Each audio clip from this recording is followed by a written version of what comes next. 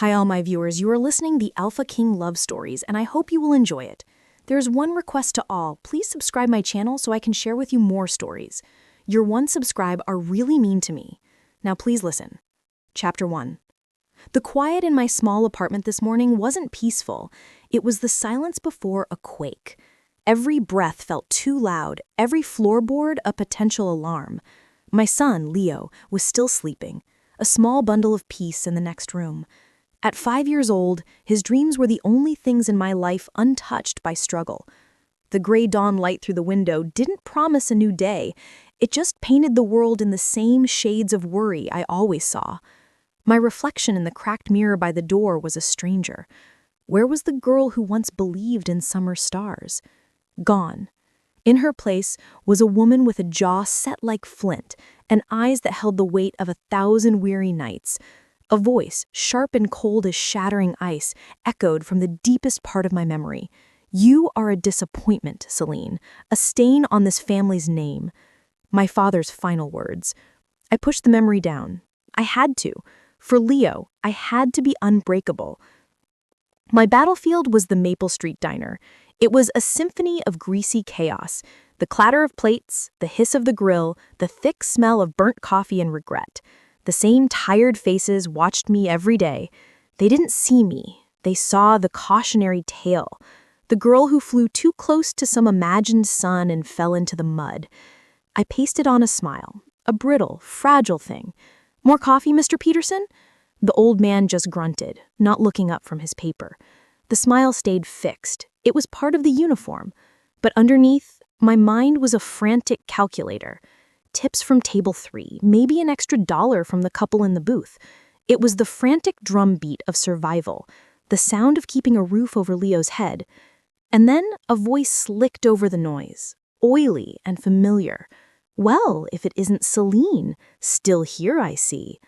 Mark, a ghost from a past I'd buried.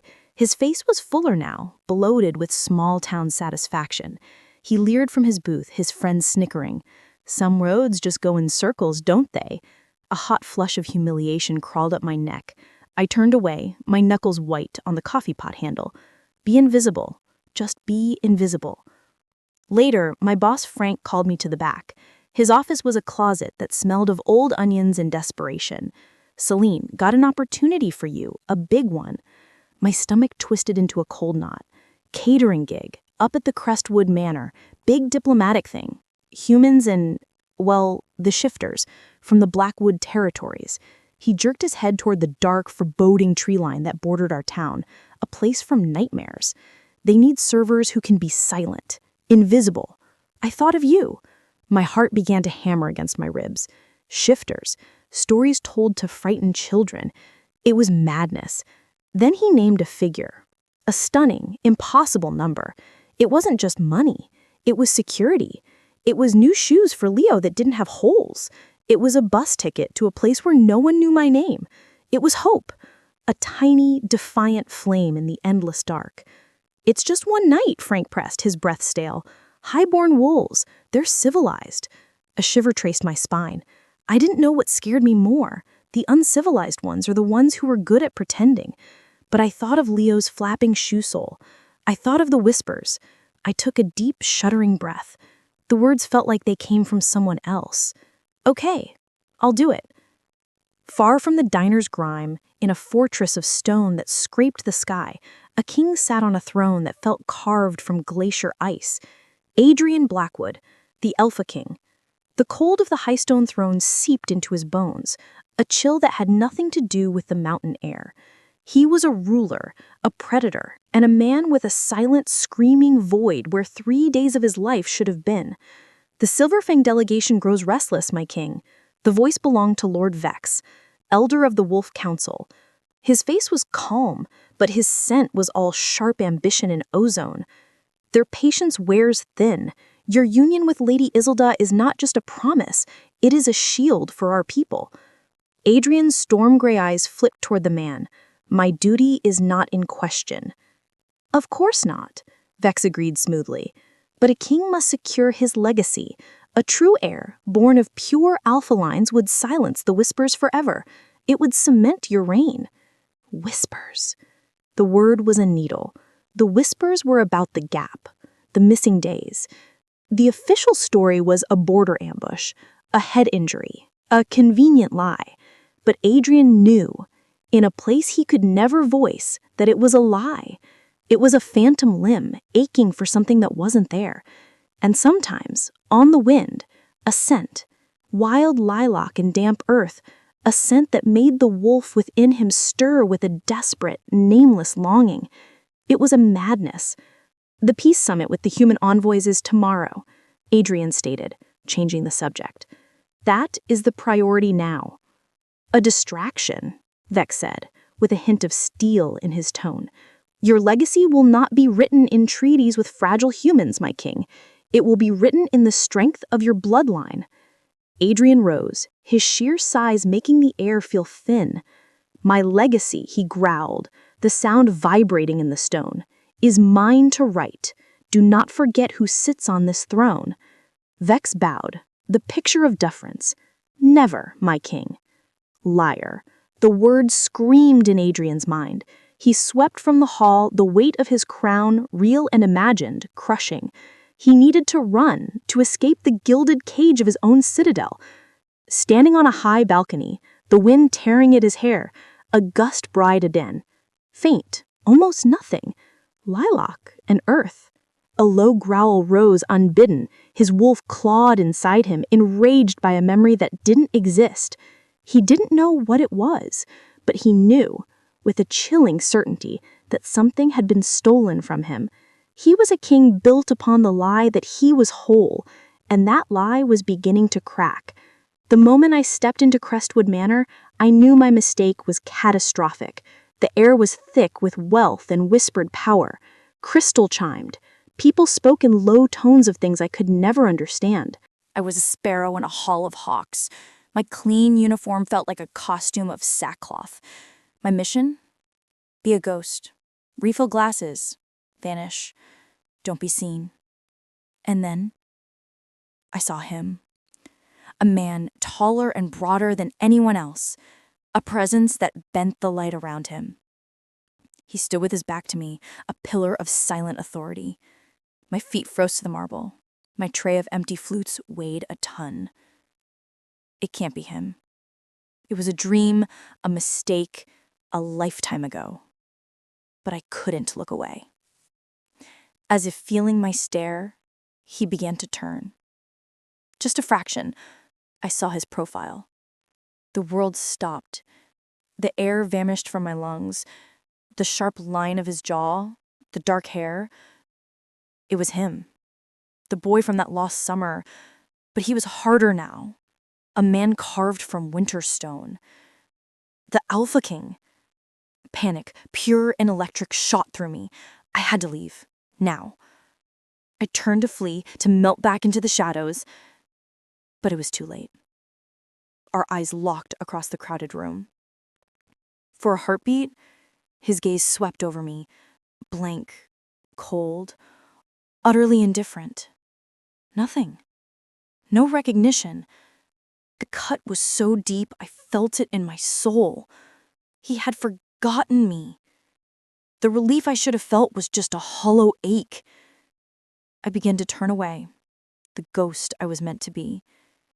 But then, something shifted.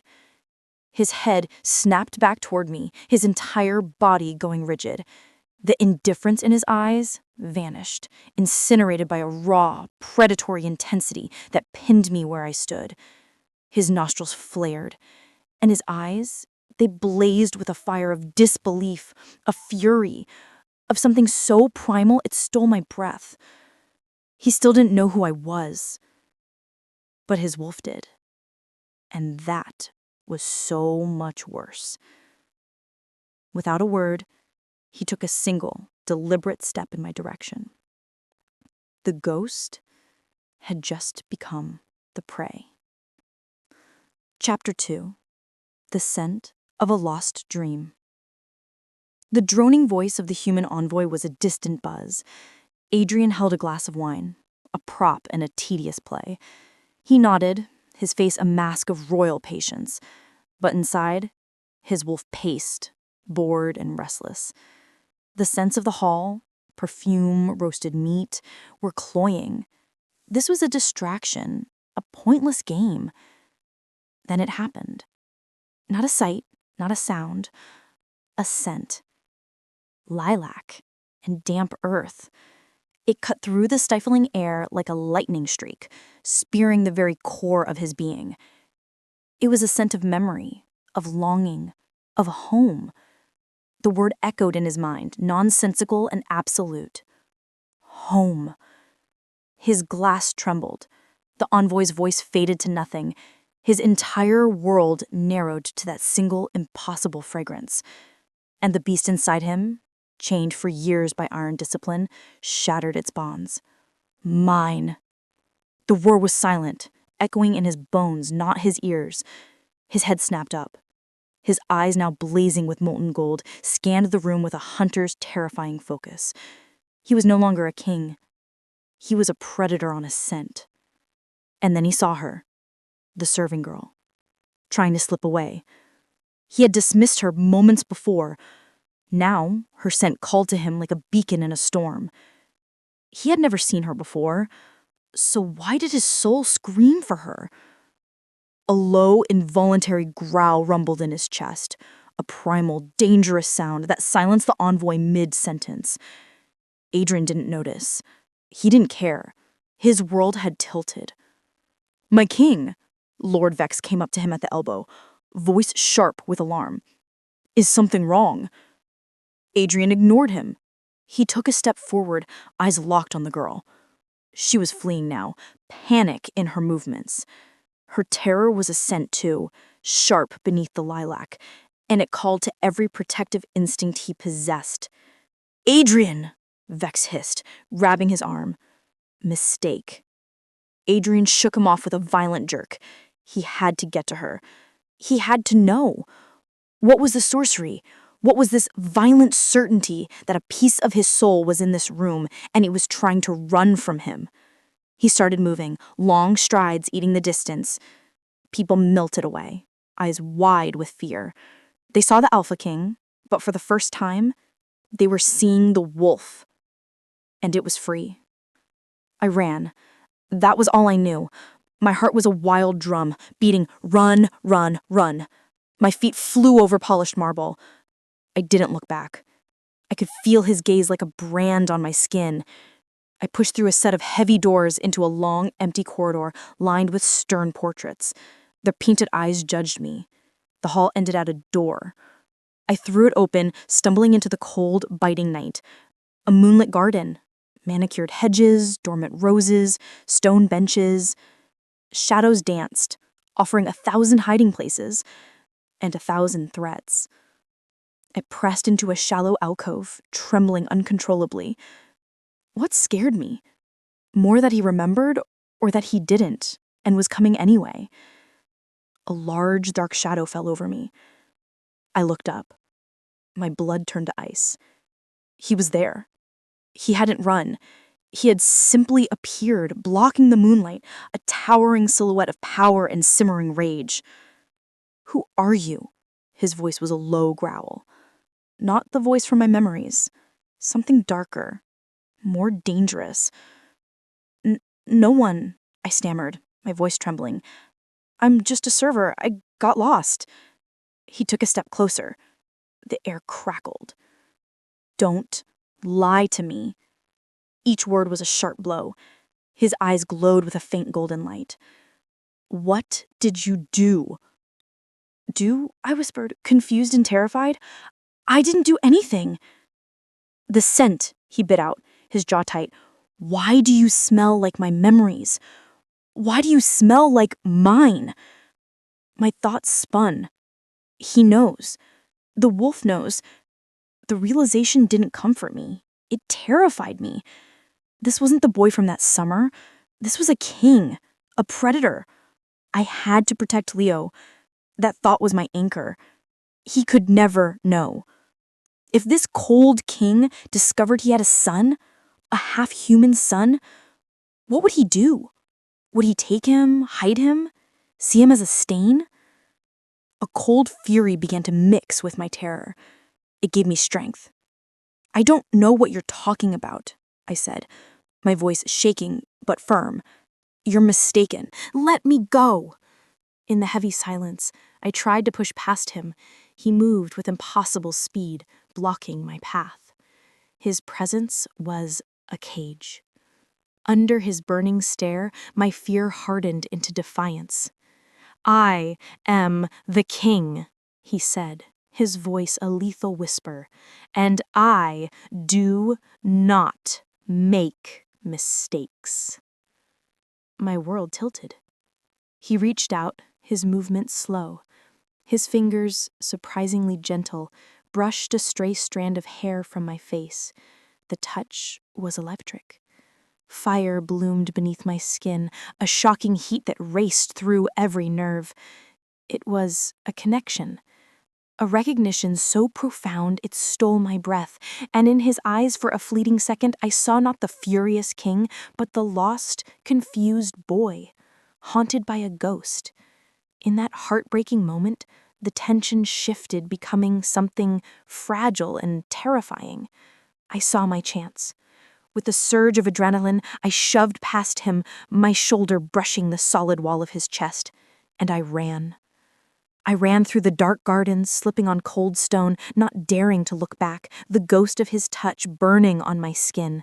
I didn't stop until the iron gates of Crestwood Manor were far behind me, and all I could hear was the frantic, terrified pounding of my own heart. I had escaped. But as I fled through the sleeping town, I knew with a chilling certainty that settled deep in my bones, this was not an ending. This was just the beginning. Chapter 3. The Gilded Cage. Panic was a live wire in my veins. The moment I slammed my apartment door, the lock clicking felt like a pathetic joke. My fragile world was a cracked teacup, and he had just smashed it. I had to get Leo. We had to run. But where? Where could we hide from an alpha king? My body moved on autopilot, a machine of terror. I threw a bag on the bed, hands shaking as I shoved clothes inside, warm things for Leo, his threadbare stuffed fox, a few of my things. The room was a blur. There was nowhere to run. But for Leo, I had to try. That's why the knock wasn't a surprise. It was an execution. A solid, heavy, patient knock. Thump, thump, thump. My blood froze. Maybe if I was quiet, they'd go away. A fool's hope. In the other room, Leo stirred. "Mama." Before I could answer, the knock came again. A voice followed. Calm, clear, emotionless. "Selene Reed, we know you are in there. By order of the king, you are to come with us." By order of the king. The game was over. With trembling hands, I opened the door. 2 men stood there, massive in dark uniforms with a silver wolf's head emblem. Soldiers, not thugs. Their faces were stone. My son," I stammered. The taller guard gave a formal nod. "The boy is to come as well. The king's orders were explicit. You will both be treated as his honored guests." Guests. The word was a beautiful, terrible lie. Prisoners, curiosities. The journey was a silent nightmare. A dark, smooth-riding carriage. It climbed higher and higher into the mountains, leaving my dreary town far below. I held Leo tight, his small, warm body my only anchor. He was confused, but not yet scared. "Are they knights, Mama?" he whispered, peering at the stoic guards. I swallowed the lump in my throat. "Something like that, my love." And then I saw it, the high stone citadel. It wasn't a castle. It was a wound in the mountain, a fortress of jagged, black stone that seemed to claw at the sky. Ancient, angry, merciless. As the massive gates groaned shut behind us, I felt them close on my life, on my freedom. This wasn't a home. It was a tomb. I expected a dungeon, a cold, dark cell. Instead, We were led through vast echoing halls to a set of heavy oak doors. They opened. It was a paradise. A suite larger than my entire apartment building, a roaring fire, a bed piled with furs and silk, a table of exotic fruits and fresh bread. Opulent, beautiful, the most beautiful cage I had ever seen. Leo ran to the enormous window. "Mama, look, we're in the clouds." I walked over, legs like lead. We were so high up the world below was a blur, no visible paths down, no way out. My fear began to cool, to harden, transforming into something solid and sharp, a resolve forged in maternal fire. They had taken us, trapped us. I didn't know what the king wanted, but I knew one thing with unshakable certainty. I would die before I let him harm a single hair on my son's head. A sharp rap on the door. An older woman entered, face severe, dress impeccable and cold. "The king will see you now," she said, her voice as hard as the citadel walls. The time for running was over. Now I had to face the beast. Chapter 4. The Howling Truth. Control was a fiction, now ashes. In his study, Adrian stood before the fire, but its heat couldn't warm the icy fury in his veins. He stared into the flames, but saw only her eyes. Wide, terrified, defiant, familiar. Her scent, lilac and earth, still clung to him, a phantom touch driving his wolf mad. Mine. Find her, keep her. This was possession. A primal madness that had made him reckless. The heavy doors swung open. Lord Vex entered with 2 other elders, their faces grim. They did not wait to be summoned. A test. "My king," Vex began, voice dangerously smooth. "An explanation. You abandoned the envoy, caused a scene, and now you bring a low-born human and her child into these sacred halls." Adrian turned slowly, letting them feel his fury. "I am the king. My actions require no explanation." "They do," another elder, Lord Gregor, dared, "when they threaten our laws. She is unranked, a stain on tradition. She is a person of interest, a matter of security." Adrian lied, the words ash. "A security matter that required you to hunt her like prey, that made you abandon your betrothed." He stepped forward, voice laced with false concern. "Adrian, the council is worried. This obsession is a weakness. Your enemies will see it. Lady Isolde deserves better." Duty, betrothal, weakness. They were trying to cage him with his own principles, but the wolf no longer cared for cages. "Lady Isolde's honor is not in question," Adrian snarled, stepping toward them, his power a physical force. "But my authority is. You question my orders? You speak of weakness?" His eyes glowed, gold bleeding into gray. "The girl stays. That is my will. And my will is law." The challenge hung, sharp and final. This was about who ruled. Vex bowed his head in false submission. "Of course, my king. Forgive our concern." "See that you remember," Adrian said, his voice a deadly whisper. "Now leave me." They backed out, fear and resentment in their retreat. He had won this battle, but the war had just begun. He had defied his council, alienated allies, staked his authority on a lie, all for a girl whose name he didn't know. He stared at the door to her wing, her gilded cage. He had created this storm. His wolf pressed forward, a dark whisper. "She has the answers." He was running out of time. Without another word, he strode toward the door. The king had failed. Now the beast would have its turn. The king came with a chilling silence. He entered my room without a sound, the door clicking shut. He didn't look at me at first. He prowled the length of the opulent room, a wolf assessing new territory. He trailed fingers over a silk chair, his gaze sweeping every detail. I stood frozen by the hearth, Leo playing quietly at my feet with carved wooden animals. My heart was a frantic drum. Don't let him see your fear.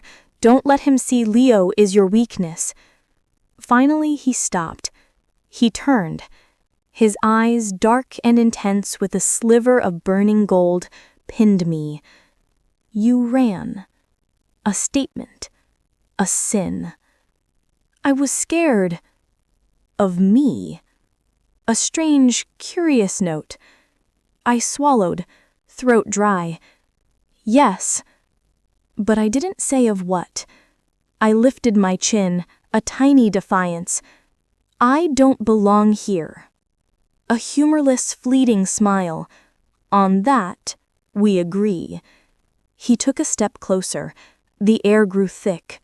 Leo stopped playing, watching the giant man with wide, innocent eyes. But you are here now. Adrian's voice was low. So you will answer. What is your name? Selene. The name felt like a secret surrendered. Selene, he repeated. It sparked nothing. The tiny hope I hadn't known I held withered. Why does my wolf know you, Selene? Why does your scent feel like a memory I can't grasp? I shook my head, hands balling into fists. I don't know. A low, visceral growl rumbled in his chest. Not a human sound. It made the air vibrate. Every instinct I possess screams that you are lying. My wolf wants to tear this citadel apart for the truth. But the king must be patient. His eyes narrowed to golden slits. But my patience has its limits. In the silence, I saw the war inside him. Primal instinct fighting a bloody war against the cold, logical ruler. The realization truly dawned. He wasn't pretending. He truly didn't know. The blankness was real. He was a man haunted by a ghost, and he thought I was the ghost. That didn't make me safer. It made everything worse. A man at war with himself was the most dangerous creature of all. Later, I convinced a guard to let me take Leo to a small, walled courtyard for air. I needed to escape the suffocating luxury, if only for a moment. As Leo chased a butterfly, his laughter bright, I heard voices. From an adjoining walkway above, low and venomous, carried on the wind. A distraction the king cannot afford. Vex is handling it. The longer she stays, the more she weakens him. The Silverfang pack will not tolerate this. We must remove the taint before it sets. Taint. The word struck me like a physical blow, so vile it stole my breath. They weren't talking about a person. They were talking about a disease, a poison to be purged. My fear cooled. It sharpened. It hardened into a razor's edge of understanding. My goal was no longer just to escape him. I had to protect my son from them. Without a second thought, I swept Leo into my arms, holding him tight, as if I could shield him from their hatred. My eyes scanned the impossibly high, cold stone walls. I wasn't just a captive. I was a target. Frustration was bitter in Adrian's mouth. The confrontation yielded nothing. She had stood there, fragile and stubborn, and lied. He knew it. His wolf knew it. But the king had no proof, and her fear was tangled with a resolve so fierce it was like a physical force. the resolve of a she-wolf protecting her cub. He stood on a high balcony, a shadow, looking down into the same courtyard. He told himself it was tactical, to observe, to find a weakness, but the truth was, he couldn't look away. Down below, she was pushing the boy, Leo, on a small swing.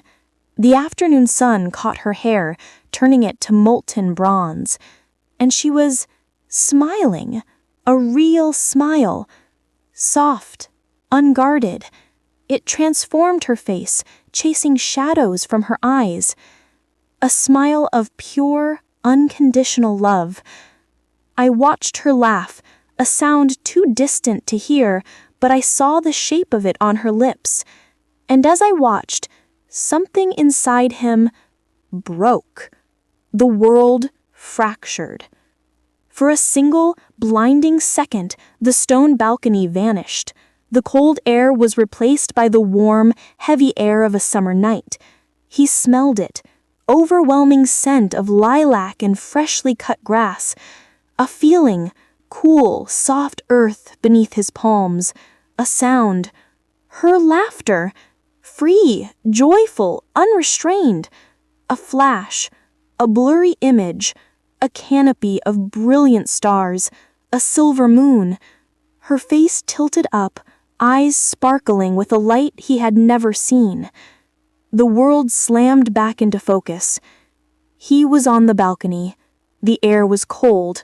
The girl was below. But everything had changed. He stumbled back, a raw, pained gasp tear from his lungs. It wasn't just the wolf. It was a memory, a piece of one, a fragment of a feeling so powerful it left him shaking. It was his memory, his feeling, connected to her.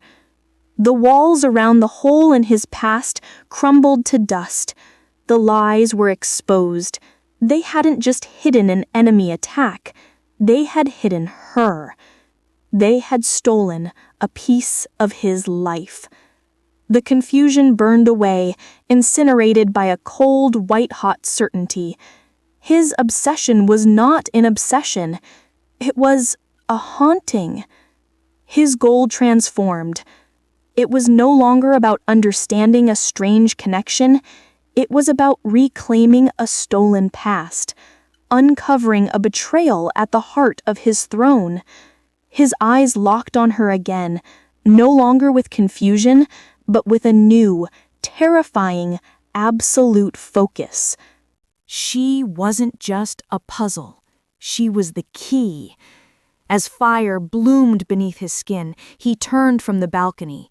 His steps were no longer the measured tread of a king, but the silent, purposeful stalk of a predator who has finally caught the scent of his true prey. And this time, the prey wasn't her. It was the liars who surrounded him. Chapter 5. A Web of Lies. The air in the courtyard had gone still. One moment, I was pushing Leo on the swing. The next, a shadow fell over us. I looked up. Adrian. But he was different. The cold fury was gone. In its place was a raw, aching vulnerability that was 1,000 times more terrifying. His face was pale, eyes wide and haunted, as if he'd seen a ghost. "It was you," he breathed, voice rough, broken. "In the field of wild lilac, under the stars." My blood turned to ice. I instinctively pulled Leo behind me. I don't... "Stop lying." The words were choked with profound pain. He took a step closer, hands held up as if showing no harm. "I don't remember. Not all of it. But I feel it. Your laugh, I can almost hear it. It was real, wasn't it? That night was real." I stared at him, heart hammering. This changed everything. He wasn't just a cold king.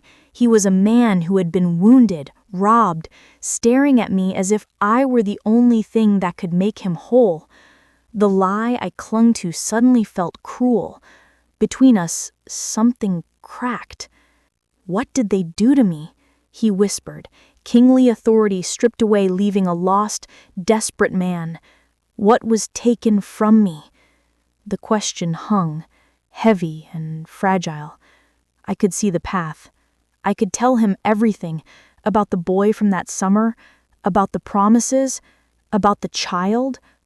I could give him the weapon to fight his counsel, but that weapon was my son.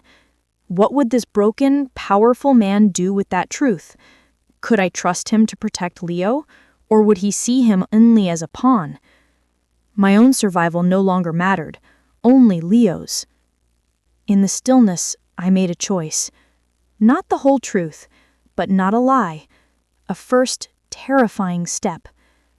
As the wind shifted, carrying pine scent, I met his desperate gaze. My voice trembled, but I did not look away. "We met before, on the night you say you can't remember." My words were not a confession. They were a key. "On the night you say you can't remember." The phrase echoed, a key in a lock. Adrian stood in his study, fire casting shadows. But he saw nothing. Only her face, terrified, brave, telling a truth wrapped in lies.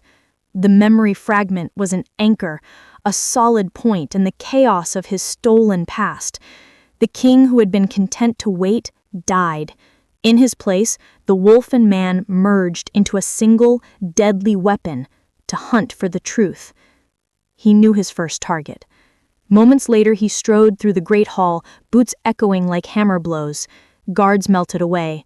He found Lord Vex in the council chambers with others. The air turned to ice. "My king," Vex began, voice smooth but eyes wary, and an unexpected pleasure. "We were discussing the meeting with the Silverfang delegation." Adrian cut him off, voice flat. "It is postponed. Indefinitely." The silence was a physical shock.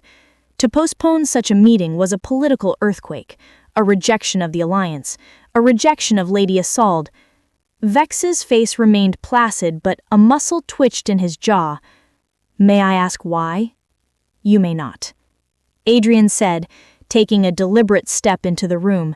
He let them feel his crushing authority.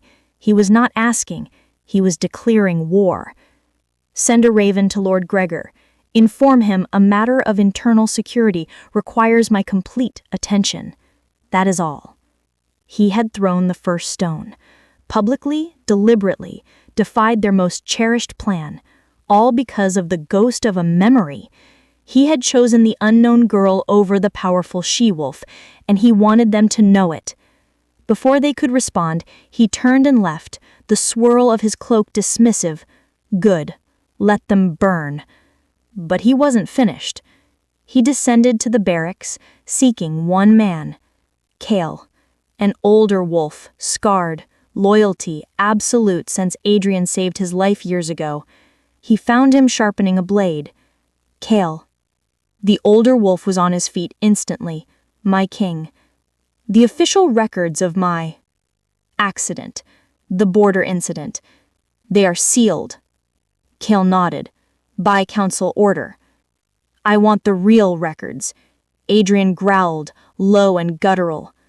"Not the official report. Guard logs, healers' findings, patrol reports from that night. Everything. They buried. Find them, bring them to me. And Kale." He leaned in, voice a deadly whisper. "No one knows. Not Vex, not the council, not another soul. If they find out, they will stop you, and I cannot protect you if you are discovered." The old wolf's eyes gleamed.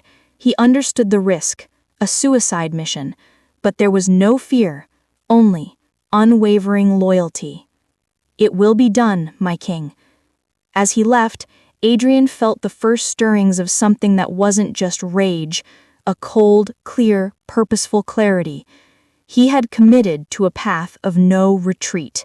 He had gambled his throne, his betrothal, and his most loyal soldier's life on the word of a frightened girl and the echo of a forgotten laugh. and he would burn their entire world down to prove he was right. The citadel buzzed, a hornet's nest kicked. Adrian could feel the ripple effects, fear, confusion, frantic whispers. He had shattered the illusion of stability on purpose. Let them whisper, let them fear. Fear makes people careless. In another wing, Lord Vex stood before a fire, hands clasped behind his back. He was not afraid, he was disappointed. He had groomed Adrian since he was a pup, molded him into a king, orchestrated the lie to protect the boy from youthful folly. And now it was unraveling, all because of a common girl? The king was no longer playing by the rules. Pressure and duty weren't working. Adrian was acting on instinct, like a beast. And you could not reason with a beast. You had to cage it or break its heart. He knew what Adrian had ordered Kale to do. The walls had ears and most belonged to Vex. The king was digging, and he would get there, which meant Vex's timeline had moved up. He had to end this, now. He would use a different weapon. Not politics, not lies. Tradition. The sacred, ancient laws of the pack. Laws even a king could not easily defy. He pulled a cord. A young, nervous attendant appeared. Yes, my lord? The guests, the woman and her child. There is an old custom. All children residing in the royal wing who have not been formally presented must undergo a wellness and bloodline assessment with the elder healers. The attendant blinked, confused. My lord, I am not familiar with— It is an old law, Vex said, voice hardening, from a time when our bloodlines were more precarious. It ensures the health and purity of any child residing so close to the Alpha. A formality, but necessary. You will go to her chambers, inform her, escort the boy to the healer's wing. He paused, letting his words sink in. The young man understood. An abduction, sanctioned by law. She may resist. She is human. She does not understand our ways. You will be polite, respectful, but you will not fail. The law is the law. He held the attendant's gaze, eyes like ice. Is that understood? Yes, my lord. The attendant breathed, bowing deeply before scurrying away. As the young man disappeared, Vex turned back to the fire. No remorse, no guilt. He was saving his king, saving his kingdom. This girl was a poison, a weakness that would bring ruin, and he would prove it. Hope was a dangerous, fragile thing. In the hours after the confrontation, I felt it bloom, a tiny flower in winter. He had a memory, a fragment. He knew something was wrong. Maybe there was a path through this nightmare. I was sitting with Leo by the fire, helping him stack blocks. For a moment, it was almost peaceful. The fire was warm, Leo's laughter bright. If I didn't look at the endless sky outside, I could almost pretend we were safe. That's when the knock came. My body went rigid. My hand, hovering over a block, trembled. It wasn't the heavy knock of guards. This was lighter, sharper, more insidious. I opened the door. 2 attendants and the same severe woman. Polite, impersonal masks. Good afternoon. We are here for the boy. My blood turned to ice. What? There is a custom, the woman explained, tone, leaving no room for argument. An old one. All children in the royal wing must be presented to our healers for a wellness and bloodline assessment. A formality. Bloodline assessment. The words echoed in the roaring silence of my mind. My hand shot out, pulling Leo behind my skirt. No! He's fine. He's healthy. He doesn't need to see any healers." "It is not a request," the male attendant said, voice polite but with unyielding steel. "It is the law of the citadel." Panic clawed at my throat. This wasn't Adrian. This was the council. This was them. "I will not let you take him," I said, voice rising. Without warning, the female attendant stepped forward with speed. She knelt, face softening into a false, sweet smile for Leo. "Hello, little one. We are going to play a fun game with the doctors. Your mother will be right here." "No!" I cried, trying to pull Leo away, but the attendant stepped in front of me, a human wall. The female attendant took Leo's hand. He looked back, face confused and burgeoning with fear. "Mama!" My heart shattered. "Don't you touch him!" I screamed, shoving against the attendant's chest, but it was like hitting stone.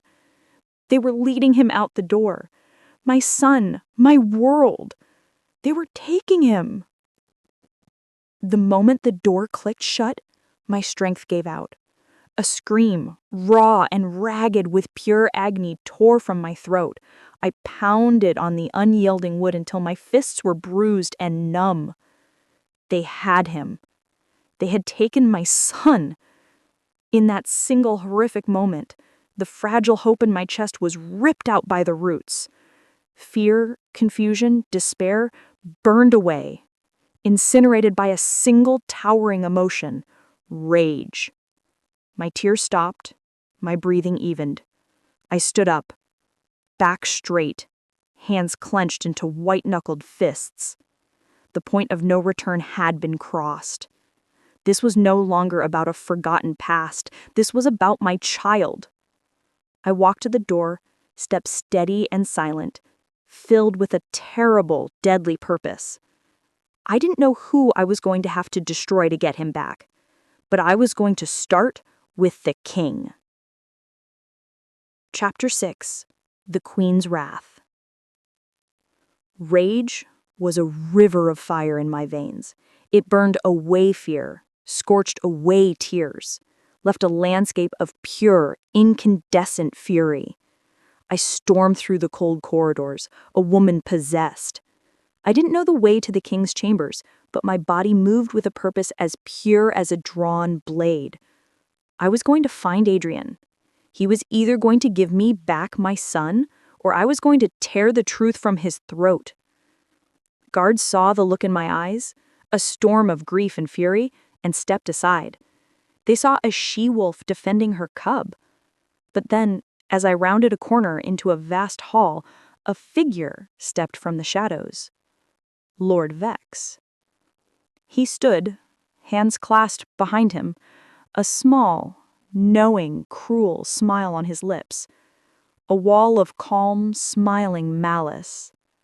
"Such a hurry, my dear. One might think you were distressed." "Where is he?" I bit out, voice a low, venomous scream. "Where is my son?" Vex's smile widened. "The boy is perfectly safe with our finest healers. They are finding him quite remarkable." A veiled threat wrapped in silk. "Your son's freedom for a small service." "What service?" His smile widened, a terrible, predatory thing. "A confession." He saw my confusion and savored it. "You will stand before the king and the full assembly this evening. You will confess to being a spy for the Southern Territories. You will tell them you are sent to bewitch the king with your human wiles, to use your scent to cloud his judgment. In return for your honesty, the king, in his mercy, will banish you. You and your son will be free." The world tilted. The floor dropped away. He wasn't just trying to get rid of me. He was trying to erase me, to turn me into a monster, to poison any memory Adrian might ever have of me. "No," I breathed. "Oh, yes," Vex said softly. "The king is unwell. This obsession is a sickness, And you, my dear, are the cure." He leaned in, voice a venomous whisper. "Think. If you refuse, the boy stays, raised as a ward of the citadel, a half-blood cur with a traitor for a mother, an outcast. Is that what you want?" My breath caught, a raw sob of despair. The choice was a checkmate. My son's life, his future, for my own. My knees felt weak. The fire was gone. In its place, an endless, desolate winter. My father's words came back. "You bring ruin." Maybe he was right. Maybe Vex was right. Before surrender could leave my lips, I knew I had lost. "You have until the evening assembly to decide," Vex said, straightening up. He gave a pitying look more insulting than any glare. "I do hope you make the wise choice, for the boy's sake." He walked away, footsteps echoing, leaving me in crushing, absolute silence. I had come seeking a king to face my rage. Instead, I had found a monster who stole my hope. Patience was a thread, frayed to a strand. Adrian paced his study, the fire embers. The sense of Selene's fear and Vex's ambition clung to the air. He was waiting for Kale, waiting for the truth. But the doors opened, and it was not Kale. It was Vex, Gregor, and 2 other elders. They moved with the grim purpose of executioners. "This has gone on long enough, Adrian," Vex said, voice hard, stripped of false courtesy. Adrian turned on him, a snarl rising. "You dare?" "We dare to save our kingdom from its king," Gregor shot back, face flushed. He threw a leather portfolio onto the table. It landed with a final thud. "We have proof." Adrian stared at the portfolio, then at their stony faces. A cold dread seeped into his veins. "Proof of what?" "Of her treason," Vex said, voice dripping with false sorrow. "We investigated, as is our duty. We hoped to find nothing. To our great regret, we found everything." He opened the portfolio with a slow, dramatic flourish. He slid a piece of parchment across the wood, a letter. The handwriting was delicate, feminine. Adrian's blood ran cold. He had seen that script. On the list of supplies she requested, it was hers. He picked it up. His hands were not steady. The letter was to a contact in the South. It detailed his routines, political tensions. It spoke of a potion of scent to ensnare the beast's mind, a grotesque, obvious lie, but in her handwriting. "A forgery?" Adrian growled, voice strained. "Is it?" Vex pushed another stack forward. Witness statements from her hometown. People who saw her meeting with a southern traitor, a known spy, just weeks before the summit. The evidence is irrefutable. Adrian felt the floor shift. The logical, kingly part of his mind reeled. The evidence was compelling, a neat narrative explaining his madness. It wasn't a memory. It was an enchantment, not fate, treason. But his wolf was howling. "Lies, trap, lies." "No," he said, shaking his head. "Her scent, my wolf." "Your wolf is compromised," Gregor insisted. "She has targeted the beast within you. Can't you see? It is the perfect attack, turning our greatest strength into a fatal weakness." They were using his own logic, his own fears against him. They had crafted the perfect cage. The war inside him exploded. The king saw proof, logic, danger. The wolf smelled only its mate. He looked at the letter, the statements, the cold, certain faces, and for the first time, he didn't know which part of himself to believe. The thread snapped. He was utterly alone. I didn't cry. The capacity was burned out.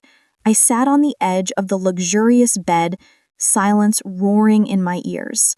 A ghost, a pawn. Vex's words played over. Taint, sickness, weakness.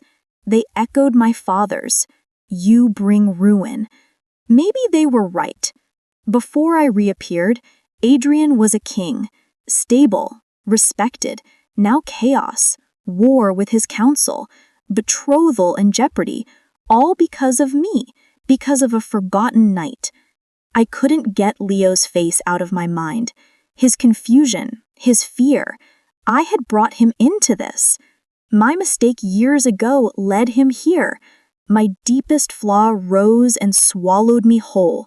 The belief that I was unworthy, a mistake, a cautionary tale. It wasn't a fear anymore. In the cold, quiet despair, it felt like the truth. The fight was over. How could I fight a truth in my own bones? I wanted to demand justice from Adrian. But what right did I have? My word against a lord's? I was nothing, a disgraced girl with a child born of shame.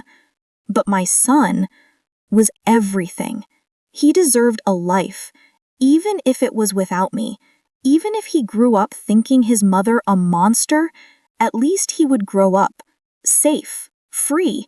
In the quiet, my decision settled, not like a storm, but like a soft, suffocating blanket of snow. No rage, no hope, no fight. Only the cold, hard, devastating calculus of a mother's love. My life, my name, my honor, meaningless next to his safety. I would become the villain of his story to ensure he had a story at all. I walked to the door, movements slow, detached. I knocked. A guard appeared, impassive. I did not look at him. I stared at the stone wall. My voice was hollow, empty. Tell Lord Vex, I'll do it. The king was a fool. The wolf, a prisoner. A messenger arrived, a deferential bow. My king, a message from Lord Vex. The girl, she has agreed to confess. The words should have been relief, a bitter confirmation, the end of madness. Instead, a wave of violent revulsion crashed over him. It felt wrong, utterly wrong. His wolf threw itself against the bars in silent, screaming fury. Trap! Mate! Lies! Leave me! Adrian snarled, voice choked. The moment the door shut, he slammed his fist on the table, wood groaning. Why? Why confess if it were a lie? The kingly mind answered, because she was caught. The wolf offered another, terrifying possibility, because she is protecting something. He paced, the room a cage. He caught his reflection in a polished shield, a king's face, a tormented face. But as he stared, another face flashed, crystal clear. Leo, the boy. He saw his face from the courtyard, wide, curious eyes, the shape of his mouth, the stubborn set of his jaw. He saw the exact shade of his own eyes, staring back from a child's face. It wasn't a memory, a scent, an instinct. It was a truth, as solid as stone. A truth that shattered every lie, every forged evidence, every logical conclusion. In a single earth-shattering heartbeat, the war inside him was over. The man and the wolf, the king and the beast, they finally, violently, slammed together into one being, united by a single, incandescent, world-altering thought. He is my son. A roar of pure, untamed alpha rage tore from his throat. Not a man sound, the sound of a king realizing his heir has been threatened. The cage was gone. Vex hadn't just lied. He hadn't just tried to steal his mate. He had used his son as a weapon. The cold dread vanished, incinerated by a fury so absolute it was almost calm. He knew, with a certainty that shook the citadel's foundations, exactly what he had to do. His goal was no longer to find the truth. His goal was to reclaim his family. He strode to the door, movements filled with a deadly, terrible purpose. The assembly was waiting for a confession. Let them wait. He was going to his queen. I was waiting for the end. Numb. That's all I felt. I sat on the floor, arms wrapped around my knees, listening to silence. The silence of surrender. Of a life already over. Soon they would come, lead me to the assembly hall like a lamb. I would say the words to destroy my life, to save my sons. I felt nothing. No fear, no anger. A vast, empty wasteland. But then, the door didn't just open, it exploded inward, slamming against the wall with a crack like thunder. And he was there. Adrian. But a Adrian I had never seen. His eyes were pure, blazing gold, burning with a fire that lit the room. He was breathing heavily, and he looked at me not with accusation, but with a wild, desperate, agonizing fire that stole my breath. I scrambled to my feet, numbness shattered by electric shock. He stalked towards me, crossing the room in 3 long, powerful strides. He stopped just before me, hands clenched, his entire body thrumming with power. "They told me you confessed," he breathed, voice raw, ragged. I couldn't speak. I just nodded, throat tight. "You're a terrible liar," he whispered, and his voice cracked with an emotion I couldn't name. Agony. Hope. Before I could process, he dropped to one knee before me. A king. On his knees. He looked up, golden eyes pleading, searching, burning with desperate, furious love. "He's mine. Isn't he?" The words hit me with physical force. "What?" "Leo, our son, he's mine." It wasn't a question, a statement, a truth he had clawed his way through all the lies. In that moment, the dam inside me broke. The despair, the fear, the rage, the tiny, stubborn spark of love I had tried to extinguish for 5 years, it all rushed out in a single, gut-wrenching, liberating sob. "Yes," I cried, the word tearing from my soul. "Yes, he's yours." The relief on his face was the most painful, beautiful thing I had ever seen. He surged to his feet and pulled me into his arms, crushing me against him. His embrace was desperate, possessive, the embrace of a man who found the missing piece of his soul. He buried his face in my hair, and I could feel him shaking. And then the whole story poured out. The summer night, the lilac, his laughter, the way he vanished, my parents' rejection, the lonely, desperate years, everything. He listened, holding me tight, and with every word I could feel the cold shell of the king cracking, the warm, passionate man I remembered. When I finished, he pulled back, hands cupping my face. "They will pay for this," he growled, golden eyes blazing with retribution. "Vex, the council, all of them, for what they did to you, for what they took from us." Hope, dead and buried, flared to life, fierce and bright. "What do we do?" I whispered. A slow, dangerous smile touched his lips, a predator finished being caged. Vex wants a confession at the assembly. He wants a spectacle. He leaned in, pressing his forehead against mine, his presence a solid, unshakable wall of strength. "Then we will give him one." They walked through the halls not as king and prisoner, but as partners, a storm front gathering force. Adrian's hand rested on the small of my back, a simple, possessive gesture. A declaration. She is with me. As we approached the massive doors of the great hall, he paused. The sounds of the murmuring crowd within were a low, ominous hum. A waiting arena. "Are you afraid?" he asked, golden eyes searching mine. I took a deep breath, cold air filling me with resolve. "Yes, but I'm not alone anymore." He lifted a hand, gently brushing a thumb over my cheek. A touch of regret, promises, a future. "You were never alone. Even when I didn't remember, my soul knew you." In his voice, I finally understood. Our bond wasn't a memory, a choice. It was a fact. He held out his hand. I looked at his outstretched hand, then into his blazing eyes. I saw the boy I loved, the king he became, the future of my son. I placed my hand in his, fingers lacing through his.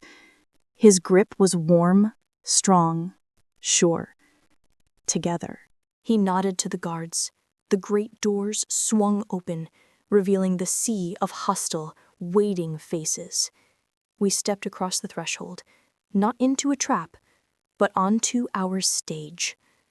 The great hall was a sea of watching eyes, curious, hostile, hungry. The air thick with their scent, wolf and power and suspicion, an ocean of judgment. At the head, on a raised dais, Lord Vex sat beside the empty high-stone throne, face a mask of solemn false gravity, a spider at its web center. He rose, voice booming in expectant silence. "Let the woman known as Selene Reed come forward." Every head turned. I felt the weight of their stares, 1,000 tiny needles. Beside me, Adrian gave my hand a single, reassuring squeeze before letting it go. "You are not alone." I walked forward, steps steady on cold stone. The journey felt like 1,000 miles. I was aware of everything. Torch flicker, beeswax scent, silk rustle. I was no longer a ghost. I was the storm. I stopped before the dais, lifting my chin to meet Vex's cold, triumphant gaze. He thought he had won. He was about to watch his world burn. "You have come to confess your crimes against the crown," Vex announced, voice ringing. "You will tell them of your treason. You will speak the truth." "I will," I said, voice clear and strong, carrying to every corner. It didn't tremble. It didn't break. The silence was absolute. I turned, not to Vex, but to the assembled pack, to the hundreds of faces, and began to speak. "My name is Selene Reed. I have been accused of being a spy, a traitor, a witch who used her scent to bewitch your king." I paused, letting the words hang. "That is a lie." A gasp rippled. Vex shot to his feet, face darkening. "What is the meaning of this?" "You asked for the truth, my lord, and you will have it." Adrian was there, moving from shadows to stand beside me. He didn't look at Vex, he looked at his people. I took a breath, feeling his strength. "The truth is that 5 years ago, I met a man, not a king, just a man. He was kind. He laughed under the stars. He made me feel seen. That man vanished. He left me alone, and he left me with a child. My family cast me out for the shame. For 5 years, I have raised my son alone, loving him fiercely, protecting him from a world that called him a mistake." Murmurs erupted. "A child?" "And then," I said, eyes finding Vex's, voice ringing with accusation, "I came here. I saw that man again. Only now he wore a crown. And he didn't remember me.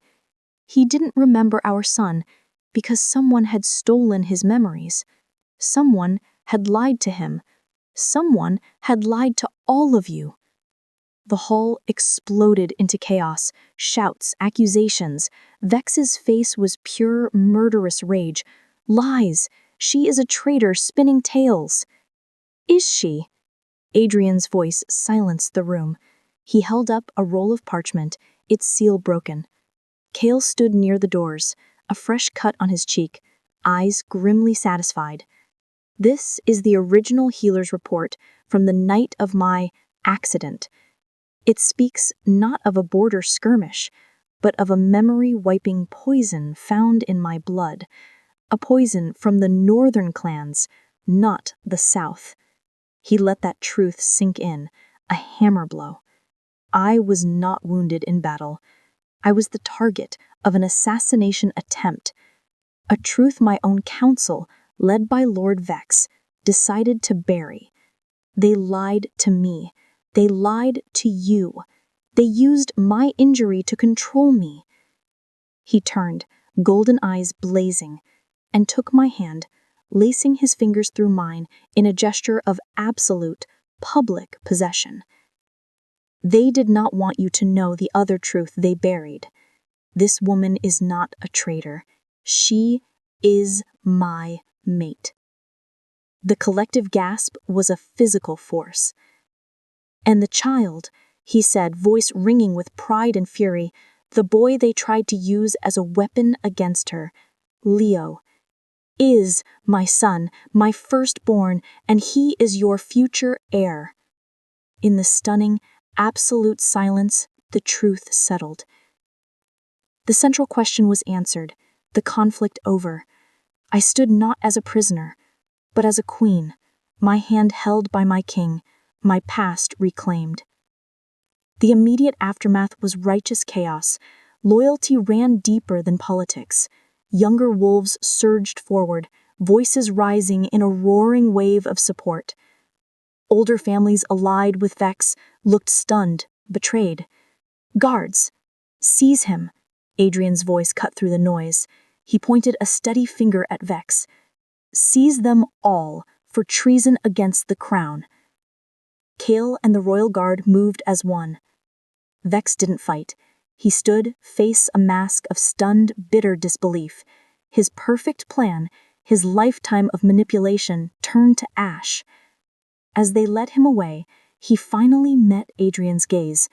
Not remorse, venomous, impotent hatred. The moment the doors closed, tension broke, replaced with relief and celebration. But Adrian saw none of it. He only saw me. I stood beside him, body trembling slightly, eyes shining with unshed tears. The strength that carried me through was giving way to overwhelming emotion. He turned, cupping my face. It's over, he whispered, voice thick. Our son, I choked out. Please, bring him to me, Adrian commanded. The crowd parted. A healer, face pale with fear, led Leo into the great hall. His eyes were wide, searching the sea of giant strangers. And then he saw me. Mama, he cried, a tiny, perfect sound. He broke away and ran. I let out a sob of pure joy, collapsing to my knees, sweeping him into my arms, burying my face in his hair, murmuring his name. Adrian watched, and the cold, empty place in his chest, the phantom limb of his lost past, was filled with a warmth so profound it almost buckled his knees. This was what they had stolen. This was everything. He walked over and knelt before us, creating a private world in the crowded hall. Leo peeked over my shoulder, his wide, curious eyes, Adrian's eyes, staring. No fear, only wonder. Adrian reached out, fingers trembling slightly, and gently brushed a stray curl from his forehead. Hello, Leo, he said, voice rough with emotion. Leo looked at me, then at him, then back. A slow, shy, beautiful smile spread across his face. In that moment, Adrian was not a king, not an alpha. He was just a man kneeling before his family, his heart finally, miraculously whole. The battle for his kingdom was over. The journey to reclaim his family was complete, and as he looked at me, my face streaked with tears, but shining with a love that mirrored his own, he knew he was finally, truly home. A month later, I stood on the high balcony where Adrian first saw me in the courtyard. The wind was cool and clean, carrying pine and the promise of snow. The high stone citadel no longer felt like a prison of ice and shadow. It felt like a home. My home. The world had shifted. Vex and his followers languished in the deepest dungeons, awaiting a trial that was a mere formality. Their stories of treason and the king's triumphant reclaiming of his lost son and mate had spread, solidifying Adrian's rule in a way no political marriage ever could. There was still work, alliances to mend, shattered trust to rebuild, but the foundation was no longer made of lies. It was made of truth. I heard his footsteps behind me and smiled, not needing to turn. I knew his scent now, pine, winter air, powerful, steadfast alpha. I knew the comforting weight of his presence. "I thought I'd find you here." Adrian's voice was a low, warm rumble beside my ear, his arms wrapped around me from behind, pulling me against the solid wall of his chest. He rested his chin on my shoulder, and we looked out over the vast, dark forest together, a kingdom sleeping under the moon. "It's peaceful," I whispered, leaning into his strength. "It is now," he agreed, voice soft. He was different. The cold, hard shell of the king was gone, melted by the warmth of our rediscovered bond. The boy from that summer night was back, tempered by the wisdom and power of the man he'd become. He was whole. We both were. "Leo is with Kael," he murmured, amusement in his tone. "The old wolf is teaching him how to track squirrels. I believe Kael is enjoying it far more than the squirrels are." I laughed, a real, genuine, joyful sound echoing softly. Laughter came easily now. The shame that was my constant companion for 5 years was a distant ghost. I was no longer Selene Reed, the disgraced girl. I was Selene, queen of the mountain pack, a title not given, but earned with courage, love, and unbreakable will. "We need to discuss the new trade agreements with the valley towns. Their harvests were poor. They'll need our support through winter, not just promises." He nuzzled my neck, a low, contented purr vibrating. "Always the advocate for your people," he teased gently, voice full of pride. "They are my people now," I said, and the words felt right. True. I knew what it was like to be hungry, an outcast, left with nothing. I would be a different kind of queen, a queen who remembered. He turned me in his arms, golden eyes warm and filled with a love that still stole my breath. He said, "And you are my queen, my mate, the other half of my soul."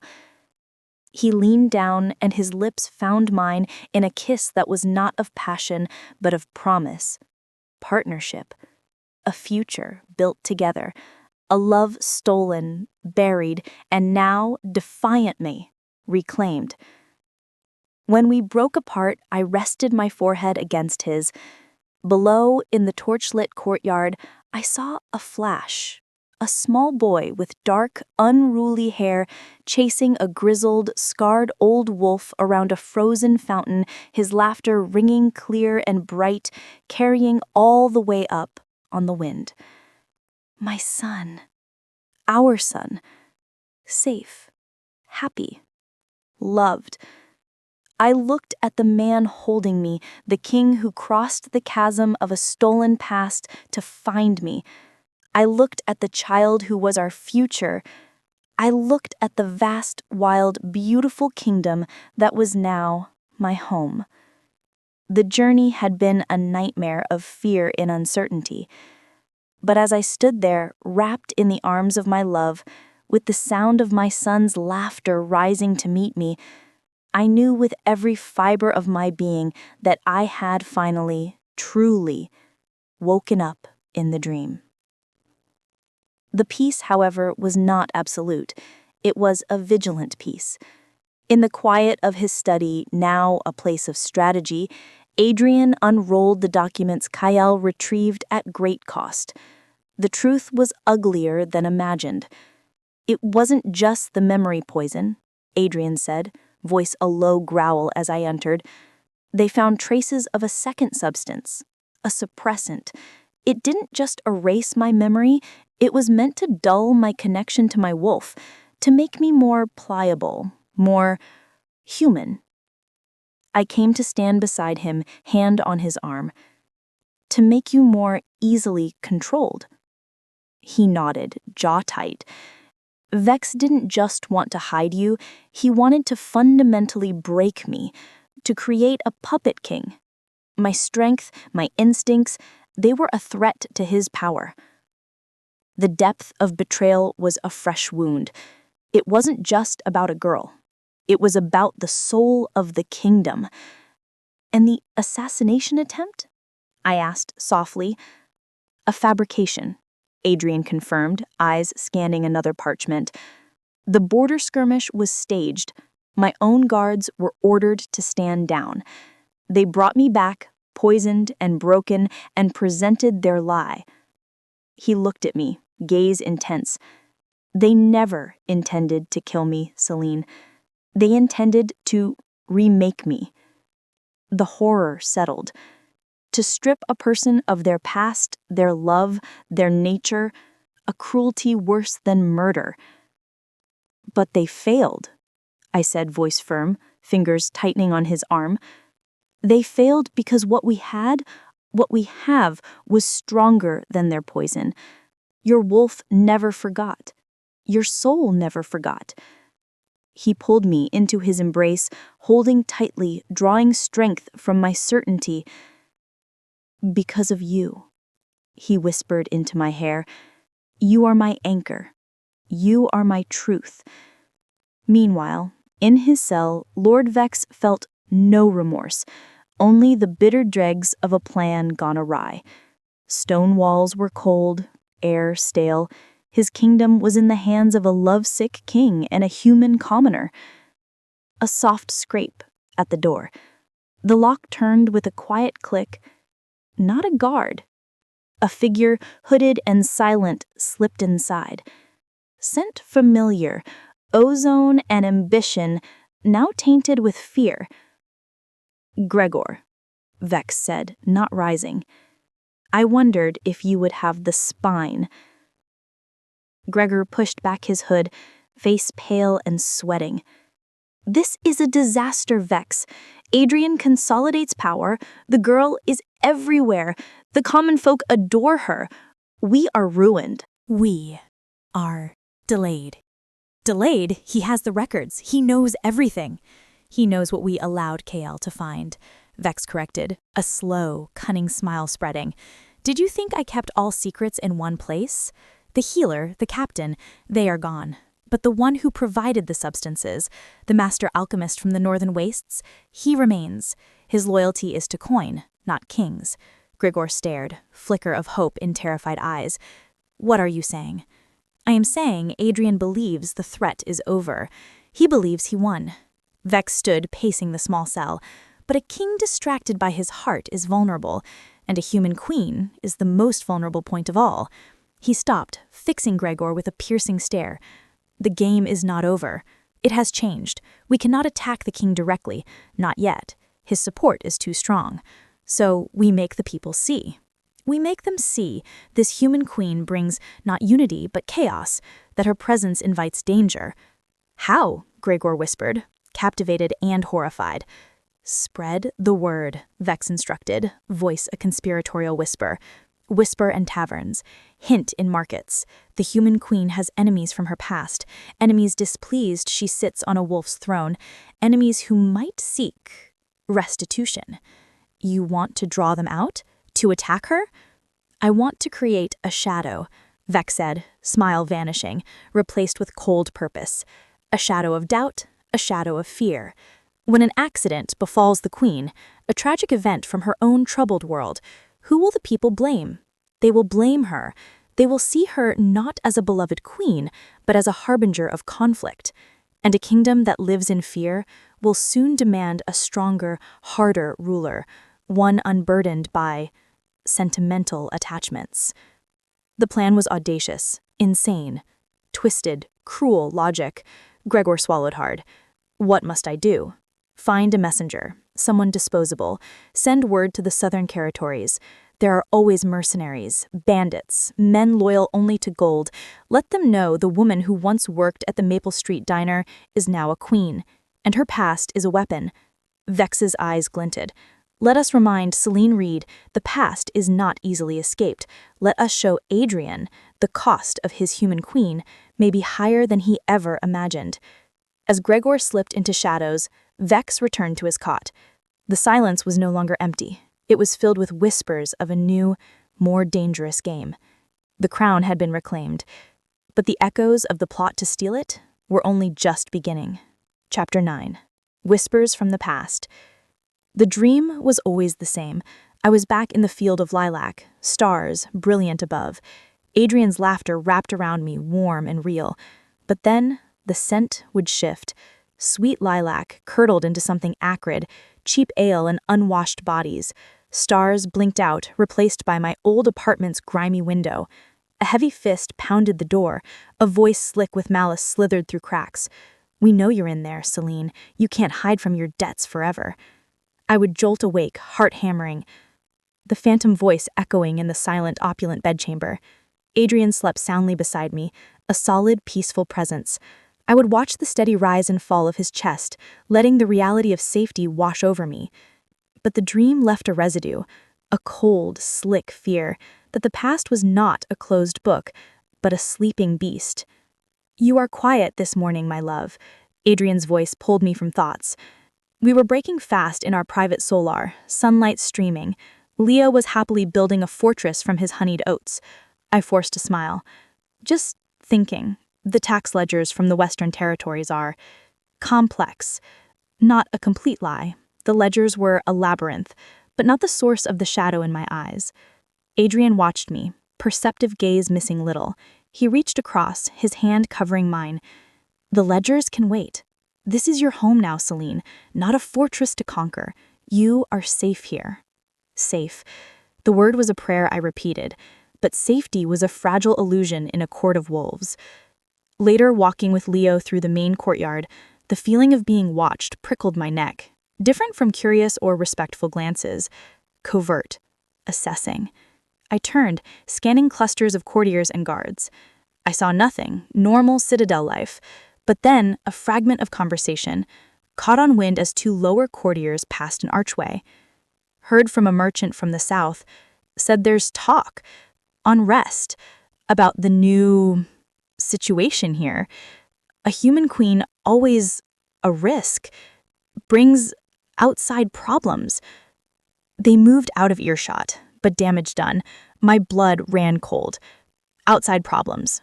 Just gossip? Natural friction? Or the first deliberate ripple of a stone thrown by a hidden hand? I thought of Vex, festering in his cell. He was not a man to accept defeat quietly. There are more. A precaution, he said, kneeling before me, taking my cold hands. There are whispers, Selene. Foolish, dangerous whispers. I will not take chances with your safety, or Leo's. I met his gaze. Fear in my eyes, a physical blow. They're talking about my father, about people he owed. He didn't insult me by denying. It does not matter. They are ghosts. They cannot touch you here. Can't they? I whispered, voice breaking.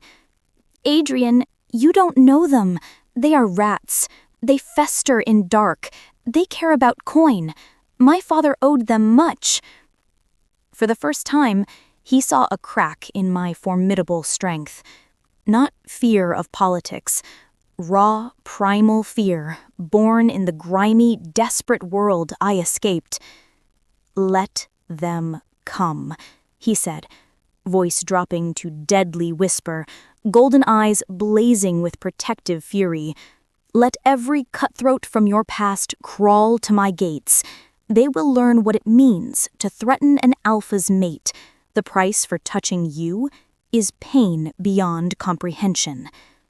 His certainty was a fortress. I leaned forward, resting forehead against his, drawing strength. But later, after he slept, I slipped from bed to the balcony.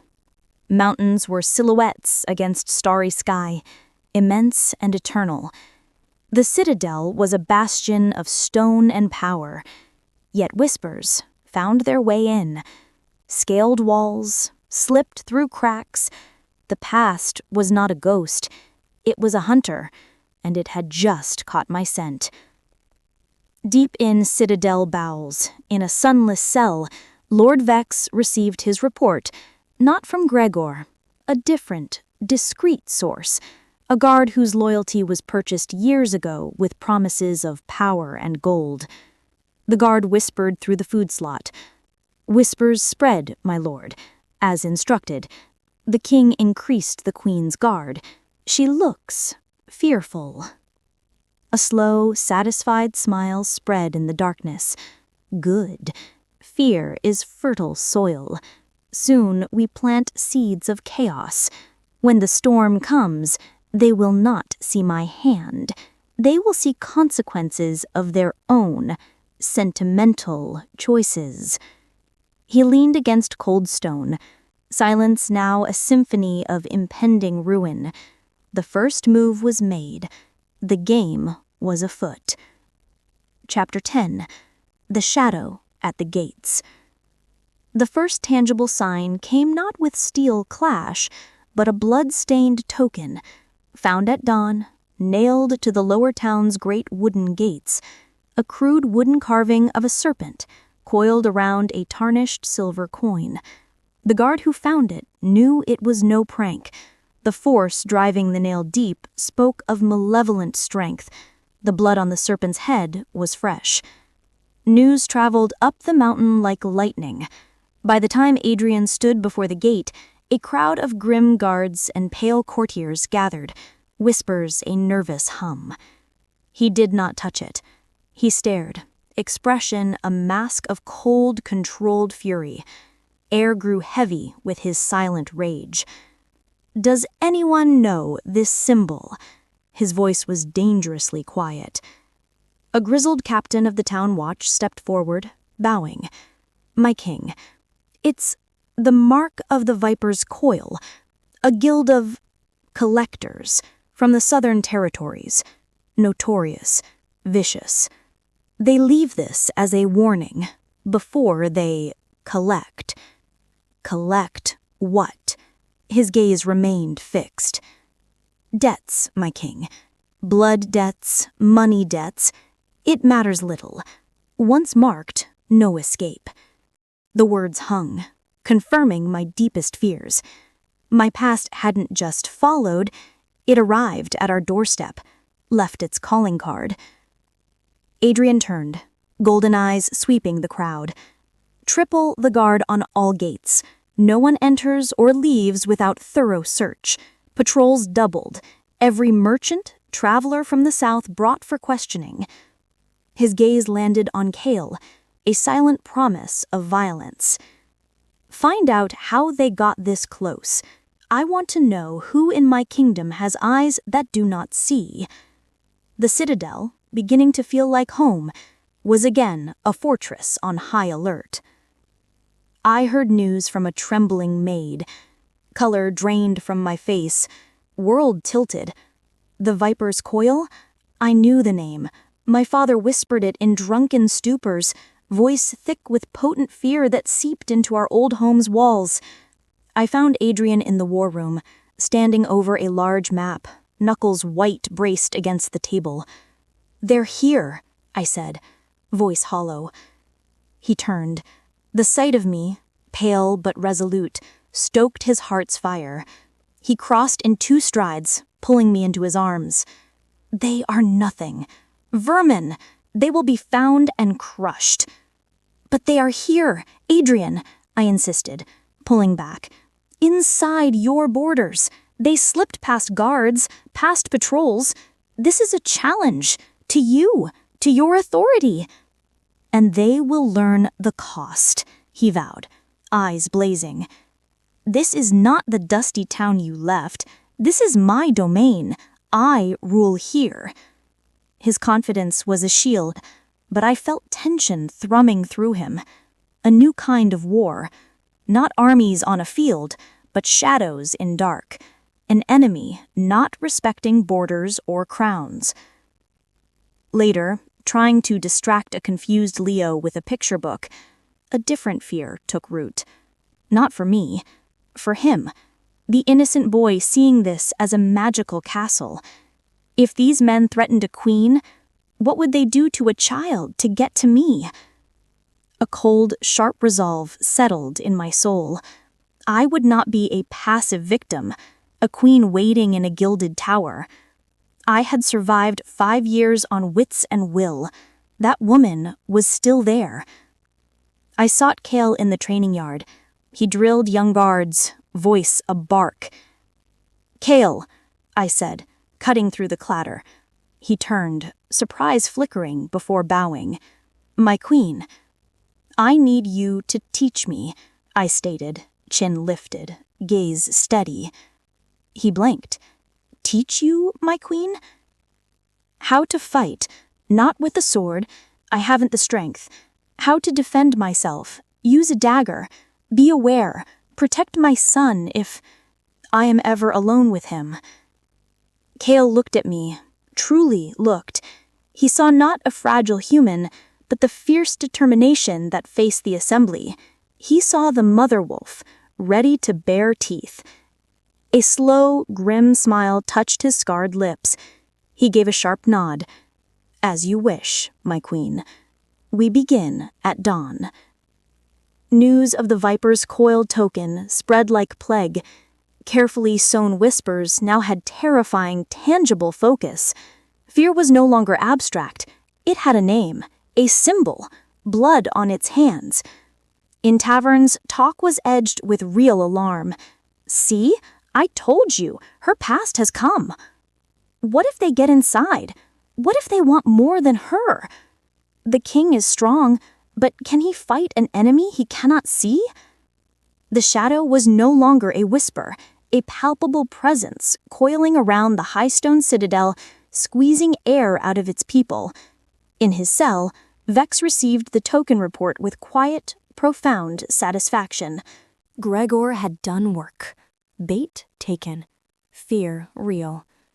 "Now," Vex murmured to stone walls, "we wait for the viper to strike. When it does, the Kingun will see truth. They will see the human queen is a beacon for chaos. They will cry for a king who can restore order by any means necessary." He closed eyes envisioning chaos, fear, panic. The tragic, inevitable accident befalling the queen blamed on shadowy figures from her past. Adrian would be broken, but a broken king, grief turned to cold rage, was a tool to be reshaped, a king without his distracting human heart. The game reached climax. The shadow was at the gates, and the queen, standing in training yard at dawn with a practice dagger, was preparing to meet it. Chapter 11. The Queen's Gambit. Dawn-painted eastern sky rose and gold, but in the secluded training yard, light was pale, cold gray. I stood, solitary in simple tunic and trousers, breath pluming in frigid air. In my hand a practice dagger, blunted edge alien and heavy. Kyles stood before me, grizzled face impassive. "The weapon is an extension of your will, my queen, not a club. Finesse, not force. You will not overpower a wolf or man. You must be smarter, faster." He moved with predator's grace, demonstrating a simple defensive stance. "Balance, always your balance. Your center is here." He tapped his abdomen. If off balance, you are already dead. For an hour, we worked on footwork and stance. Repetitive movements were meditation, burning fear fog, replacing with sharp physical focus. Cold bit fingers and nose, but I welcomed it. Clean, honest discomfort, unlike insidious dread. Good, Kyle grunted, rare approval. Now, the body has weak points. Eyes, throat, here. He pointed under his jaw. A quick, sharp jab. It will not kill, but stun. Give you a heartbeat to run. And you will run. Your only goal is to get to Leo and safety. Understand? This is not winning a fight. It is surviving. He showed pivots, using attacker's momentum. I stumbled, limbs clumsy, frustration a hot knot. But I did not stop.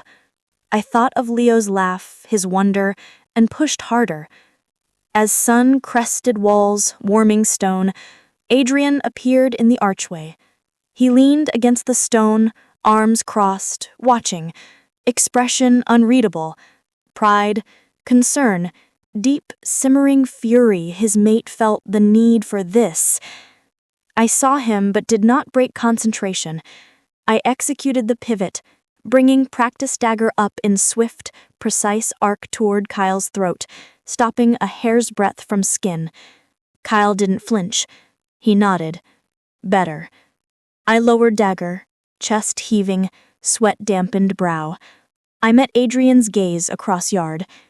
He pushed off the wall, walked towards me. He didn't speak.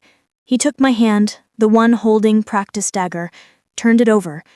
He ran his thumb over new blisters on my palm. Silent communication. His touch said, "I wish you did not have to do this." My steady gaze replied, "I must."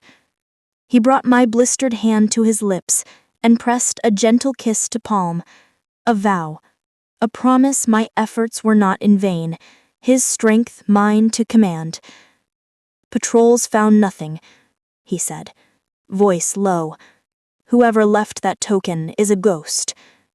"Ghosts can be summoned," I replied, voice steady despite panting breath, "and banished."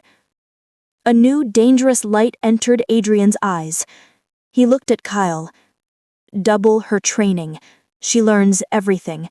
How to spot a tail, disappear in a crowd, use shadows. Kyle bowed his head. "It will be done, my king." The citadel held its breath. Increased security was a visible cage, a constant reminder of threat.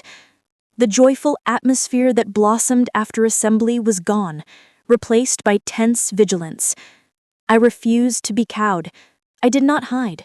I attended council meetings, questions about southern trade routes sharper. I walked courtyards with Leo, eyes constantly moving, cataloging faces, noting exits, body thrumming with new awareness. Kyle drilled. I was changing. The diner girl's softness honed into the queen's sharp edge. Fear was still a cold stone and gut, but encased in a shell of hardened resolve.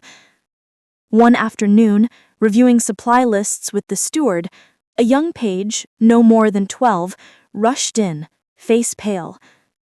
"My queen, a man at the lower gate. He demands to speak with you. Says he has a message from your father." Air in the room went cold. The steward looked alarmed. My heart hammered against my ribs, but my face remained calm mask.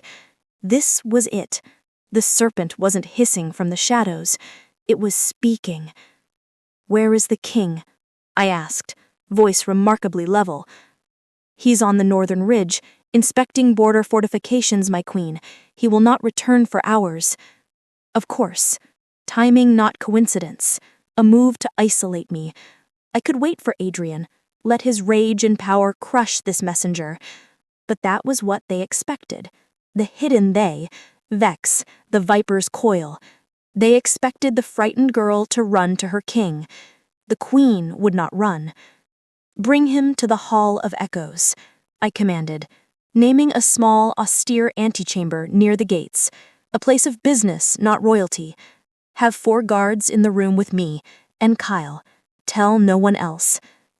My queen, is that wise? Steward stammered. It is necessary, I said, rising. I walked to chambers first, not for crown or robes. I slipped the real, sharpened dagger Kyle gave me that morning into a hidden sheath sewn into my sleeve. The Hall of Echoes was cold. Stone room with a high vaulted ceiling. I sat in a simple chair, back straight.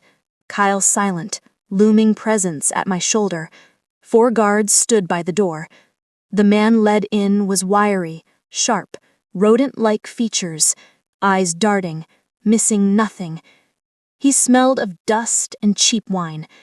He did not bow. You are Selene Reed? He asked, tone disrespectfully familiar. I am Queen Selene, I corrected, voice like chipped ice. You have a message? He smirked, nasty, knowing. Your father's debts have come due. All. With interest. The coil does not forget, does not forgive. The man you speak of is dead. His debts died with him. He barked a laugh. Debts like these, they don't die. They get passed down. To next of kin. To you. He took a step forward. Guard shifted, hands to sword hilts. Kyle took half step in front of me. The master of the coil is reasonable, the messenger continued, eyes locked on me. Willing to make a deal. Single payment. Show of good faith. What payment? I asked, heart a cold, still thing. The high stone citadel's trade route maps for the southern passes, patrol schedules, weak points. That's all.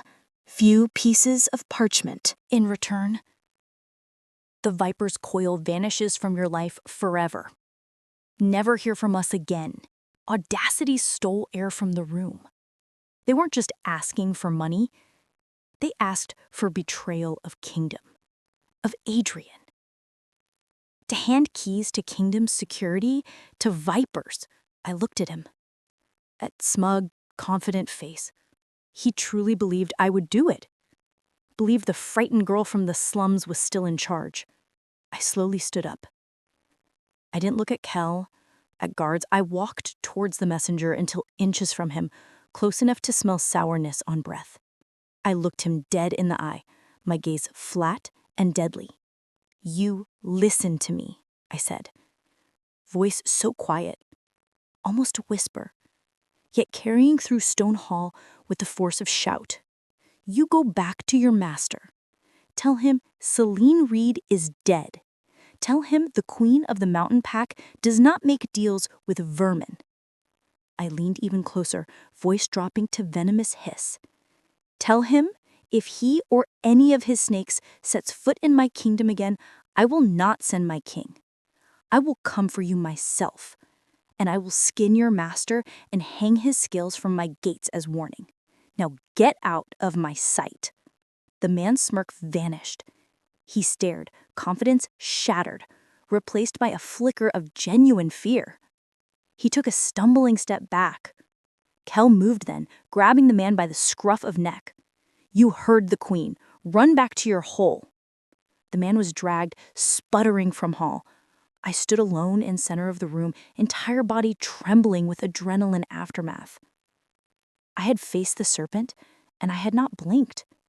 I had just declared war. And for the first time, I felt not fear, but a cold, terrifying certainty.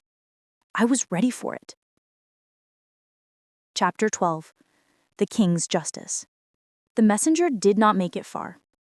Kale's men, operating on my unspoken order, tracked the wiry man to a seedy tavern in Lower Town. He was found in back room bragging about audience with human queen, voice slurred with cheap ale and newfound arrogance.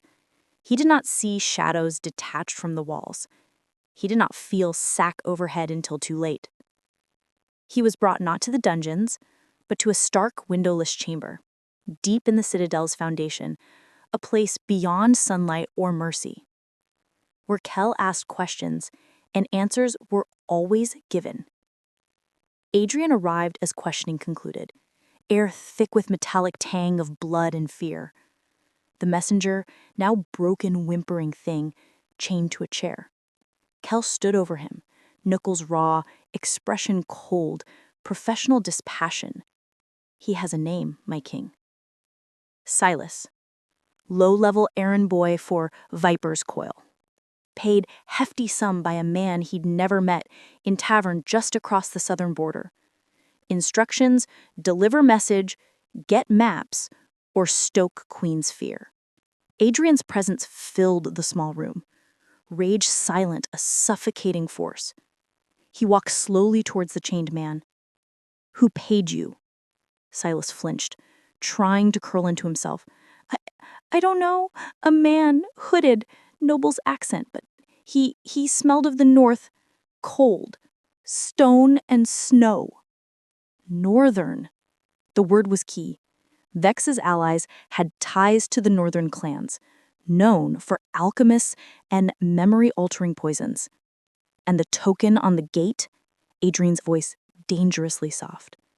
It part of payment, to make it look real, to make her panic. He said a scared rabbit is easy catch. Adrian's hand shot out, gripping the man's jaw, forcing head up. Golden fire blazed in his eyes. You came into my home, threatened my queen, thought her a rabbit. He leaned in close, voice dropping to a guttural, inhuman growl vibrating through stone floor. You will deliver new message from me. Go back to your master. Tell him the Alpha King has taken personal interest in his guild. Every debt he thinks is owed is void. Only currency now is blood, and I am coming to collect.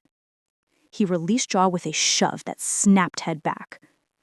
Kel, make sure he is presentable enough to travel. Throw him back across the border. Let him be our message. As Kel's men dragged broken messenger away, Adrian turned, fury crystallizing into cold, hard plan. The shadow had a source. Time to bring light, no matter how brutally. I was waiting in chambers. Changed out of training clothes, but fierce light in my eyes remained. I did not ask what happened to the messenger. I saw the answer in the grim set of Adrian's shoulders, lingering scent of violence. He was a pawn, I said quietly, sent by someone here. Someone who wants me to look weak or force me into a mistake. Adrian nodded, pulling me into his arms, holding tightly as if reassuring himself of my safety. Vex, it has to be. Pulling strings from Cell, using the Viper's Coil as a weapon, hoping blame falls on your past. Then we cut the strings, I said, muffled against his chest. Show the court and the kingdom we are not afraid of shadows, that we see the hands that cast them. A slow, dangerous smile touched Adrian's lips. We will. But first, we remind the Viper's Coil who they are dealing with. 3 nights later, a fortified Viper's Coil outpost, nestled in a rocky canyon just inside the Southern Territories, ceased to exist. Not an army attack, surgical strike. Adrian led the raid himself, shadow among shadows. Elite guard moving as single, deadly entity. No warning, no shouted challenges, silent, efficient work of predators. Culling prey. When the sun rose, the outpost was a charnel house, the serpent banner torn down, replaced by a snarling wolf head of the mountain pack. A single survivor left alive, tongue cut out, bloody token nailed to chest with message carved into wood beneath. The next one comes for your master. Message clear, brutal, unequivocal. The king was not hiding behind walls. He was taking war to the enemy's doorstep. Ghosts met with the force of nature. Back in the Citadel, the reaction was immediate. Fearful whispers in court transformed. The story was no longer about the queen's dangerous past, but about the king's ferocious, unwavering protection. The tale of obliterated outpost spread, told with awe and grim satisfaction. The shadow of doubt burned away by the sun of the king's wrath. Lord Gregor, hearing the news in his chambers, felt the last courage dissolve into pure, undiluted terror. Vex's plan unraveled in a storm of blood and fire. He had to distance himself, survive the coming purge. He requested urgent private audience with the king. Adrian granted it, receiving Gregor in the study. The king did not sit. He stood before the fire, goblet untouched, his presence dominating the room. "My king," he began, voice trembling, sweat beading brow, "I come with heavy heart. I have been a fool, blinded by tradition and Lord Vex's silver tongue." Adrian said nothing, merely watched, golden eyes seeing every lie, every ounce of self-preserving fear. I knew he was bitter after the assembly. He spoke of teaching the queen a lesson, reminding her of place. He said for good of the kingdom. He never said anything about hiring southern scum, I swear. He spoke of using my past, said her father's debts were tool, said we could make it look like accident, that kingdom would see her as liability. Words tumbled in panicked rush. He has contacts in northern wastes. An alchemist, same one who provided poison years ago. He said if accident from past failed, he had other means. The admission hung. Final, damning confession. Vex had not just planned to discredit me. He planned to have me killed, one way or another. Adrian's expression did not change, but air grew so thick with his power, Gregor gasped, struggling to breathe. "You have confirmed what I already knew. Your life is forfeit, Gregor. You conspired against your queen. You are a traitor." Gregor fell to knees, sobbing, "Mercy, my king, please, I told you everything." Adrian looked down at groveling man, disgust absolute. "You will have mercy you do not deserve. You will not join Vex in the dark. You will be stripped of titles and wealth, banished. If ever seen within my borders again, executed on sight. Now, get out of my sight." Guards entered, dragged weeping former lord from room. Adrian stood alone, silence broken by crackle of fire. The web unraveling, conspirators unmasked, but Master Spider still in cell, and most dangerous poison of all, the alchemist from the northern wastes, still out there, tool waiting. The king's justice had been swift, but the serpent, wounded and angry, still had fangs. Chapter 13, The Poisoned Well. Victory over Viper's Coil Outpost was potent tonic for the kingdom's fear, but for Adrian, fleeting satisfaction. Gregor's confession opened a deeper, more insidious wound. Vex's plot was multi-pronged assault. Most dangerous weapon, the alchemist, still unaccounted for. He stood over the war table, not at border maps, but at a diagram of the Citadel's own infrastructure. Water sources, grain silos, ventilation shafts. He would not try direct attack on Selene now, Adrian murmured to himself, with Kale and Bryn with him. Guard too tight. His goal is not just to kill her, it is to discredit her, to make her presence seem like a curse upon the kingdom. Bryn, brow furrowed, pointed to primary aqueduct on the map. If aim is to induce panic, create tragedy blamed on Queen's tainted past, water supply is most vulnerable, serves entire Citadel. If compromised, a cold dread trickled down Adrian's spine. He would use the alchemist's poison, not memory toxin, something simpler, causes sickness, death. It would be chaos, Kale growled, scarred face grim. People would cry, human queen brought blight, that her enemies poisoned our lifeblood. And in that chaos, Adrian finished, voice low rumble of fury. Another tragic accident could befall her, lost in the panic. victim of a disaster she supposedly caused. He slammed his fist on the table. Secure the aqueduct now. Guards on every access, tasters for every well and cistern within walls. The citadel shifted from alert to siege, but the enemy within. I felt new tension, different flavor from fear of external attack. Silent, creeping dread. I watched guards posted at places I never gave second thought. Ornate fountains, courtyard grates. Explanation was routine inspection, but I saw the truth in Adrian's eyes. My training with Kale took new, grim intensity. He taught me to recognize signs of common poisons. Bitter almond scent, metallic tang. Taught me to check food, water. Relentless, paranoid ritual becoming second nature. A queen must be hardest to kill. Kale grunted as I watched him sniff a cup of water. Your survival is the kingdom's survival. One afternoon, walking with Leo through the main courtyard, I noticed commotion near the reflecting pool, an ornamental pond fed by the main aqueduct. A guardsman spoke urgently with a healer. Courtiers stood nearby, faces pale. My instincts, sharpened by weeks of vigilance, screamed warning. I handed Leo to the nursemaid with quiet, firm instruction to take him inside immediately. Then I walked towards the pool, heart pounding frantic rhythm. What is happening? I asked, voice cutting through anxious murmurs. The guard captain turned, expression strained. My queen, the fish, in the pool, they're all dead. I looked. Dozens of golden carp floated belly up, scales dull in sunlight. Water looked clear, innocuous.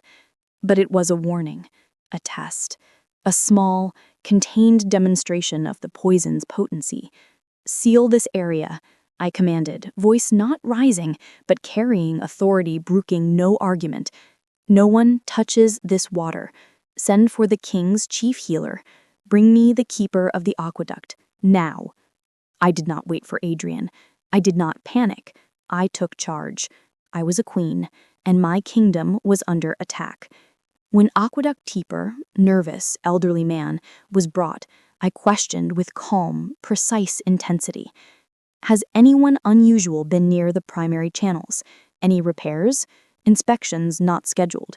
The man wrung his hands. No, my queen, only the new apprentice, hired just a week ago, quiet boy from the north, said he had experience with stonework. Where is this apprentice now? My blood ran cold. He didn't report for duties this morning, my queen. No one has seen him. Pieces clicked with terrifying clarity. Poison already introduced. Dead fish first, visible sign. The main reservoir, feeding kitchens, baths, drinking wells, could be contaminated now. I turned to the guard captain, mind racing, training overriding fear. The kingdom's emergency water supply, sealed cisterns from deep mountain springs. Are they full? Yes, my queen, but activate them now. Shut down flow from the main aqueduct. Issue a decree. No one drinks, cooks with, or bathes in running water until further notice. Use only emergency stores. My orders were swift, decisive, containing a crisis before catastrophe. When Adrian arrived, summoned by the alarm, he found his queen standing like a general on a battlefield, directing guards and servants with unshakable calm. Panic that began to bloom was ruthlessly stamped out by her competence. He went to my side. The apprentice?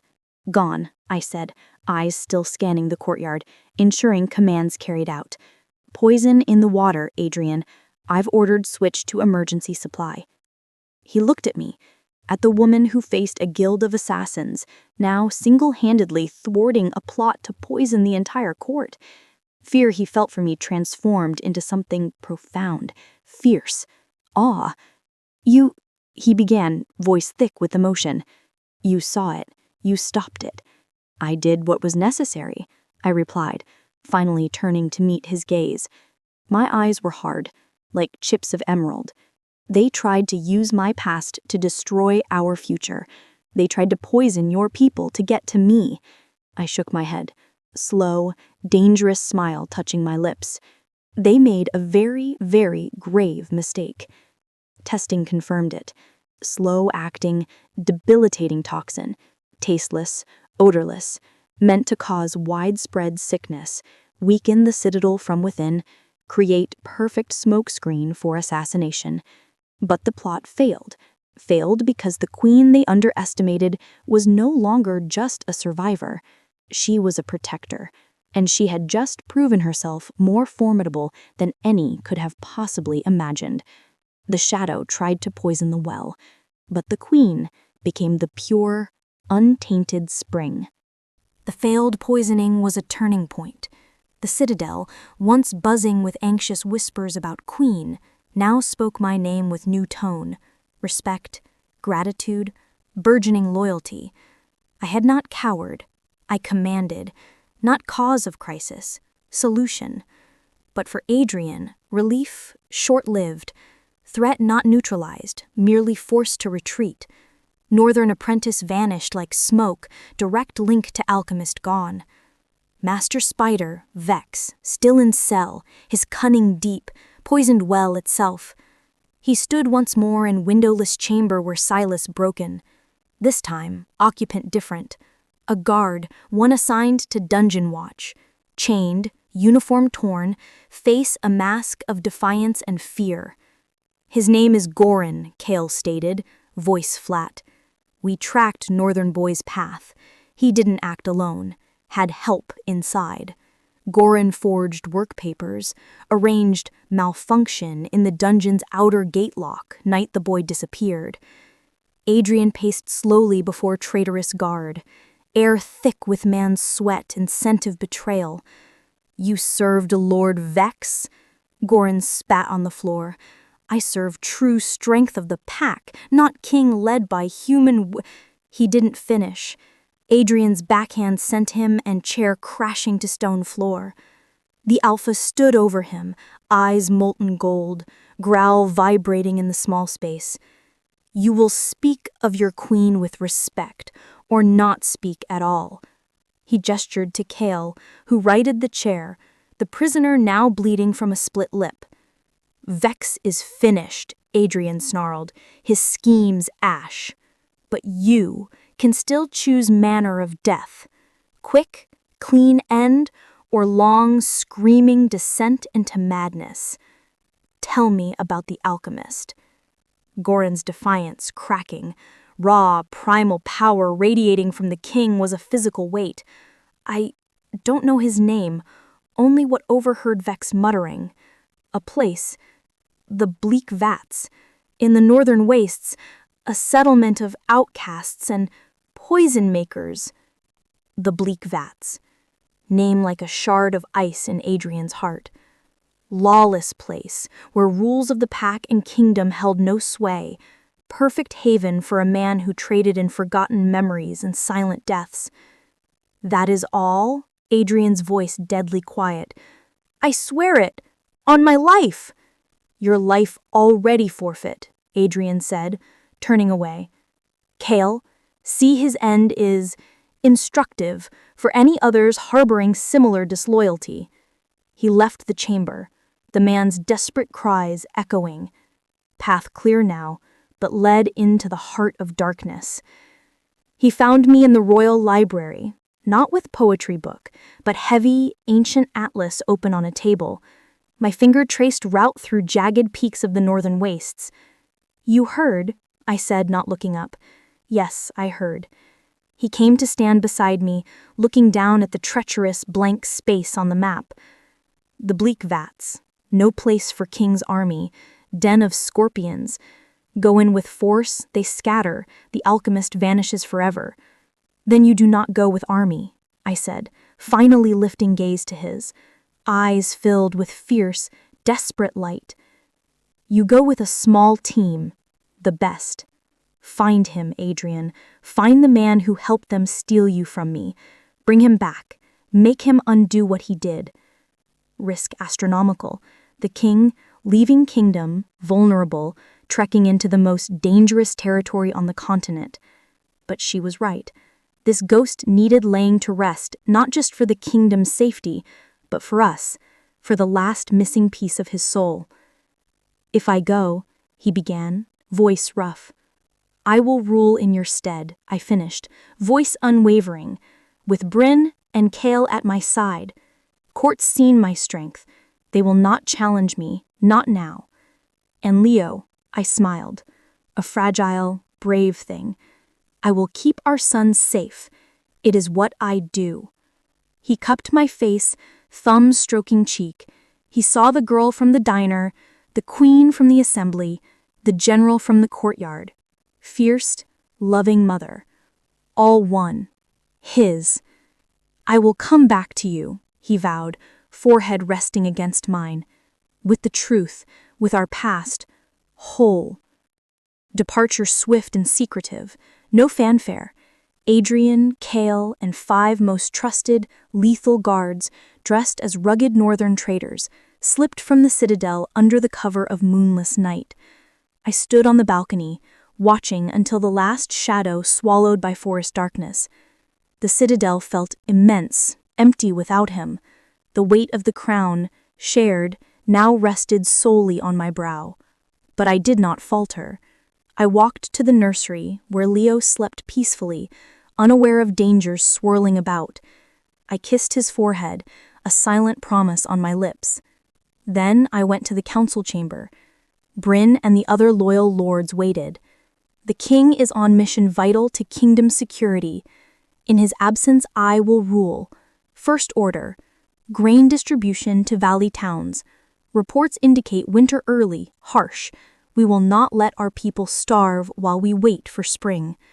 I sat at the head of the table, in Adrian's chair, and began to govern. Weeks passed, the journey north a trial of endurance and will. The air grew tin, bitingly cold. Lush forests gave way to stunted trees, then vast windswept plains of rock and ice. The northern wastes a landscape of despair. They found the bleak vats nestled in a sulphurous valley, ramshackle huts around foul-smelling, steaming pools where strange chemicals brewed. People hard-eyed, silent, loyalties for sale to the highest bidder.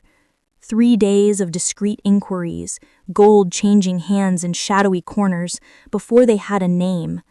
Malcor. He lived in a hut separate from the others, perched on the edge of a precipice, overlooking the toxic vats. Adrian went alone, left guards hidden among the rocks, a silent promise of violence if this went wrong. He pushed open the door without knocking. Inside, cluttered chaos of glass beakers, simmering pots and shelves with jars of unidentifiable things in liquid.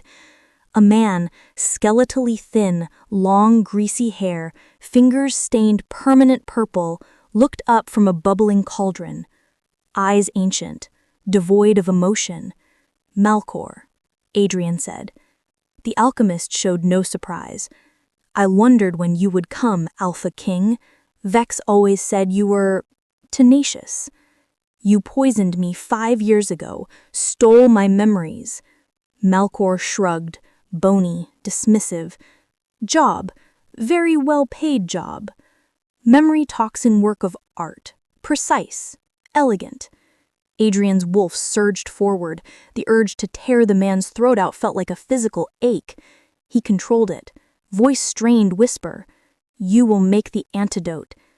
Malcor laughed, dry, rattling. "Antidote? No antidote for forgetting, King. Memory's not buried, erased, writing on a slate, washed away." "Then you will come with me," Adrian growled, taking a step forward. "Tell my queen, to her face, what you did. Confess your part." A slow, cunning smile spread across Malcor's face. "Oh, I will tell her everything. But I do not think you will like the story, Wolf King." From the shadows at the back of the hut, a figure emerged, a figure Adrian had not sensed, scent masked by the overwhelming stench of chemicals. A she-wolf. Tall, powerful, hair the color of silver, eyes like chips of glacier ice. Lady Isolde, his betrothed. In her hand, she held a small, crystal vial filled with liquid shimmering malevolent, familiar purple light. "Hello, Adrian," she said, voice cold as the wastes outside. "Did you really think Vex was the only one who wanted you remade?" The world narrowed to space between them. Betrayed king, treacherous alchemist, she-wolf supposed to be his queen. Air in foul hut crackled with intimate danger. Isolde, Adrian's voice low, dangerous, rumble, name curse on lips. "You." A slow, cold smile touched her perfect lips. "Did you think I would simply step aside, Adrian, after years of preparation, after being promised throne, for human stray?" Her gaze swept over him, devoid of warmth she once feigned, now glacial contempt. "Vex's plan clumsy, sledgehammer. Mine is surgical." She gestured with vial. "Malcor, man of many talents. Memory talks in one creation. This, new. Distillation of obedience. Doesn't erase past. Makes the future more agreeable. You return to the citadel. Your mate has a tragic, sudden illness. And you, in grief, finally see wisdom of union bringing true power to Mountain Pack." The audacity of plan stole air from the room. She hadn't just been Vex's pawn, player all along, with own more vicious strategy. She didn't want me discredited, wanted me dead, Adrian broken, remade into her puppet. Adrian's wolf roared within, sound of pure, undiluted fury. "You will die for this." "Will I?" Isolde's smile didn't falter. "You outnumbered Adrian. My guards outside. Malcor's poisons work fast." As if on cue, hut door burst open. 4 of Isolde's personal guards, massive wolves from Silverfang Pack, filled the doorway. But not alone. Behind them, swords drawn, blood dripping from blades, stood Kale and Adrian's 5 elite guards. They had not waited for signal. Scent of betrayal too strong. "It seems," Kale growled, eyes fixed on the Silverfang guards, "you are the one outnumbered." Chaos erupted. The hut became a whirlwind of snarls, clashing steel, shattering glass. Adrian moved not like king, but primal force of nature. He ignored the Silverfang guards, his entire being focused on 2 at the storm's heart, Isolde and Malcor. He lunged for the alchemist, but Isolde faster. She threw a crystal vial at his feet. It shattered, a cloud of purple, shimmering gas erupting, filling the cramped space. "Hold breath," Adrian roared to his men, but warning too late for one Silverfang guard, who stumbled back, eyes glazing instantly. Adrian, lungs burning, charged through the gas. He saw Malcor scrambling towards a hidden trap door in the floor. He saw Isolde, a long, wicked dagger now in hand, eyes fixed on him with murderous intent. He had choice: the alchemist, the source of poison, or treacherous she-wolf. His wolf made the decision. With a snarl promising evisceration, he changed course, went for Isolde. She skilled warrior, movements fluid, deadly, but fighting a cornered alpha. He not dueling, exterminating. He batted dagger aside, the force of the blow numbing her arm. His hand, now partially shifted into a claw-tipped paw, closed around her throat, lifted her off the ground, feet kicking uselessly. "You touched what is mine," he snarled, face inches from hers, golden eyes burning into her soul. No punishment great enough for that. He heard a scuffle, a cry. Turned his head just in time to see Kale, face mask of grim determination, bring sword down in a final, decisive arc. Malcor, halfway through the trap door, fell silent, body slumping. Source of poison gone. Adrian turned his attention back to the she-wolf in his grasp, her silver eyes wide with terror now, cold mask of superiority shattered. "Please," she choked. He leaned close, voice deathly whisper. "You return to father. Tell him alliance, dissolved. Tell him if Silverfang Pack ever threatens mine again, I will not send an army. I will come for him myself. Tear his still beating heart from chest." With a final, contemptuous snarl, he threw her across the room. She crashed into a shelf of bubbling chemicals, screaming as corrosive liquid splashed over her. Not a clean death, but fitting. He did not watch. Turned to Kale. "The alchemist." "Dead, my king," Kale confirmed, wiping blade. "Took secrets to the grave." Adrian nodded. Cold emptiness where rage had been. Immediate threat over. Conspirators dead. But the antidote? A hope of restoring the stolen? Gone with Malcor. He had failed. Journey back to Highstone Citadel was a somber, silent march. They'd won a brutal victory, but felt defeat. Adrian carried the weight heavily. Gone north to reclaim his past? Returned with more blood on his hands. As the Citadel's familiar peaks came into view, a different dread filled him. How face Selene? How tell her the last thread of hope severed? He entered the Great Hall expecting court, the formalities of returning king. Instead, the hall was empty save one person. Me. I stood in the center, waiting, not wearing royal silks, but a simple, sturdy tunic and trousers from training. In her hands, not scepter, but his son. Leo asleep in my arms, head resting trustingly on her shoulder. She looked at him, at the weariness in his eyes, the new scars on his face, the grim set of jaw. She saw the story of failure written in the slump of her shoulders. He stopped before me, unable to speak, the words of apology, despair stuck in his throat. She didn't ask if he was successful, didn't demand to know what happened. She simply reached out with free hand, cupped his cheek. Touch warm, solid, real. "You came back to me," she said softly. Voice filled with love so profound it shook him to the core. "Selene, he began, voice breaking. "Shh," she whispered, stepping closer, until foreheads touching, the sleeping child a bridge between them. "Past is a country we never fully return to, Adrian. We have fragments, echoes, love that survived even when memory's stolen." She looked down at Leo, then back up at him, emerald eyes shining with unshed tears, but also fierce, unbreakable light. "We don't need an antidote for the past. We have a future. We have our son. We have each other. And that is more than enough." In that moment, standing in the silent hall surrounded by the ghosts of what was lost, Adrian felt the cold emptiness inside finally begin to thaw. The missing pieces of memory would always be a scar, a hollow space. But as he looked at his mate and son, he realized that I was right. We didn't need to reclaim the past. We just needed to protect the future we were building together. And for the first time since he could remember, he felt truly, completely whole. The Great Hall was silent, a vast cavern of stone and shadow. Adrian stood before his queen, the weight of the northern wastes upon his shoulders. Returned not with a cure, but bloodied hands, hollow victory. Hope of reclaiming every stolen moment died with the alchemist in foul-smelling hut.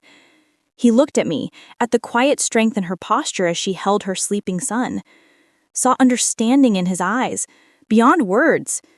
She not needed a report from Kale to know the outcome.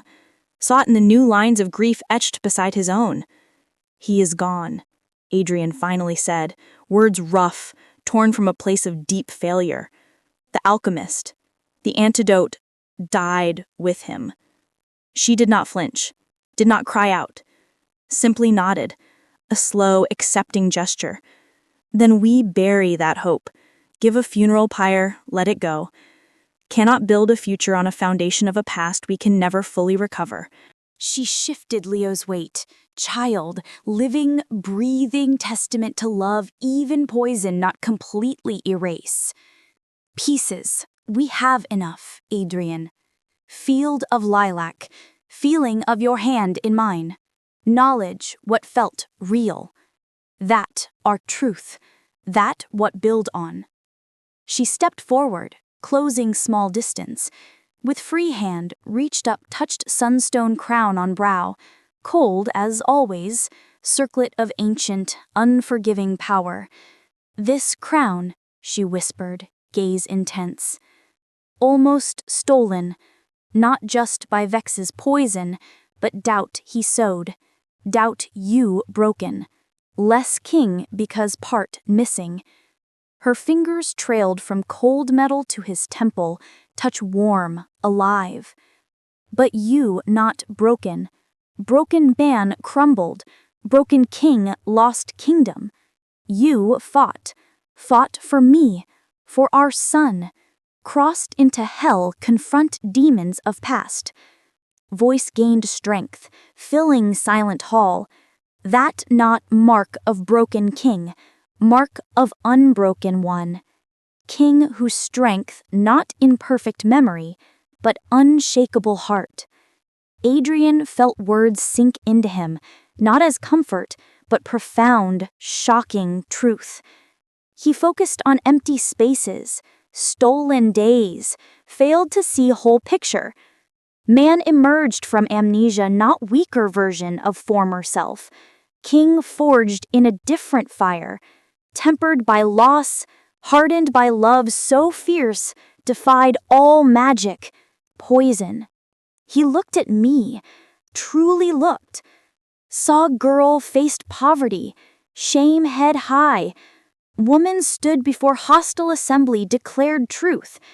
Queen commanded guards, thwarted poisoners, ruled kingdom in absence. His equal, partner, mate. The hollow space inside not vanished, but no longer empty chasm. Sacred space, memorial to what lost, surrounded, supported by immense living fortress of what have now. He took my hand from temple, brought to lips, pressed fervent kiss to palm, then gently took sleeping Leo from arms, cradling son with tenderness belied immense strength. You right, he said, voice clear, strong, grief, failure burned away, replaced new, unyielding resolve. Past closed book. This, he looked from son's peaceful face to fierce love in queen's eyes. This our story, only just beginning. He turned, with queen at side, heir in arms, walked from great hall, not headed for royal chambers, but the main doors of the citadel. Court and people gathered in main courtyard, having heard the king's return. Stood a hushed crowd, faces a sea of uncertainty. Seen threats, poison, fear. Wondered if the king returned victorious or broken. Adrian and I walked out onto high balcony overlooking courtyard. The setting sun bathed in golden light, making sunstone crown gleam. Adrian did not hold up hand for silence, simply stood, king with queen and prince, a living portrait of a united front. He looked out over the people, gaze sweeping, and when he spoke, voice amplified by stone and alpha power, rolled over like a wave of certainty. Shadows sought divide us, gone, he declared, voice ringing with absolute authority. Traitors dead, poisoners silenced, those thought could break kingdom by breaking king, thought shatter future by stealing past. He paused, letting words sink in. The crowd was utterly still, captivated. They failed. The words were a thunderclap.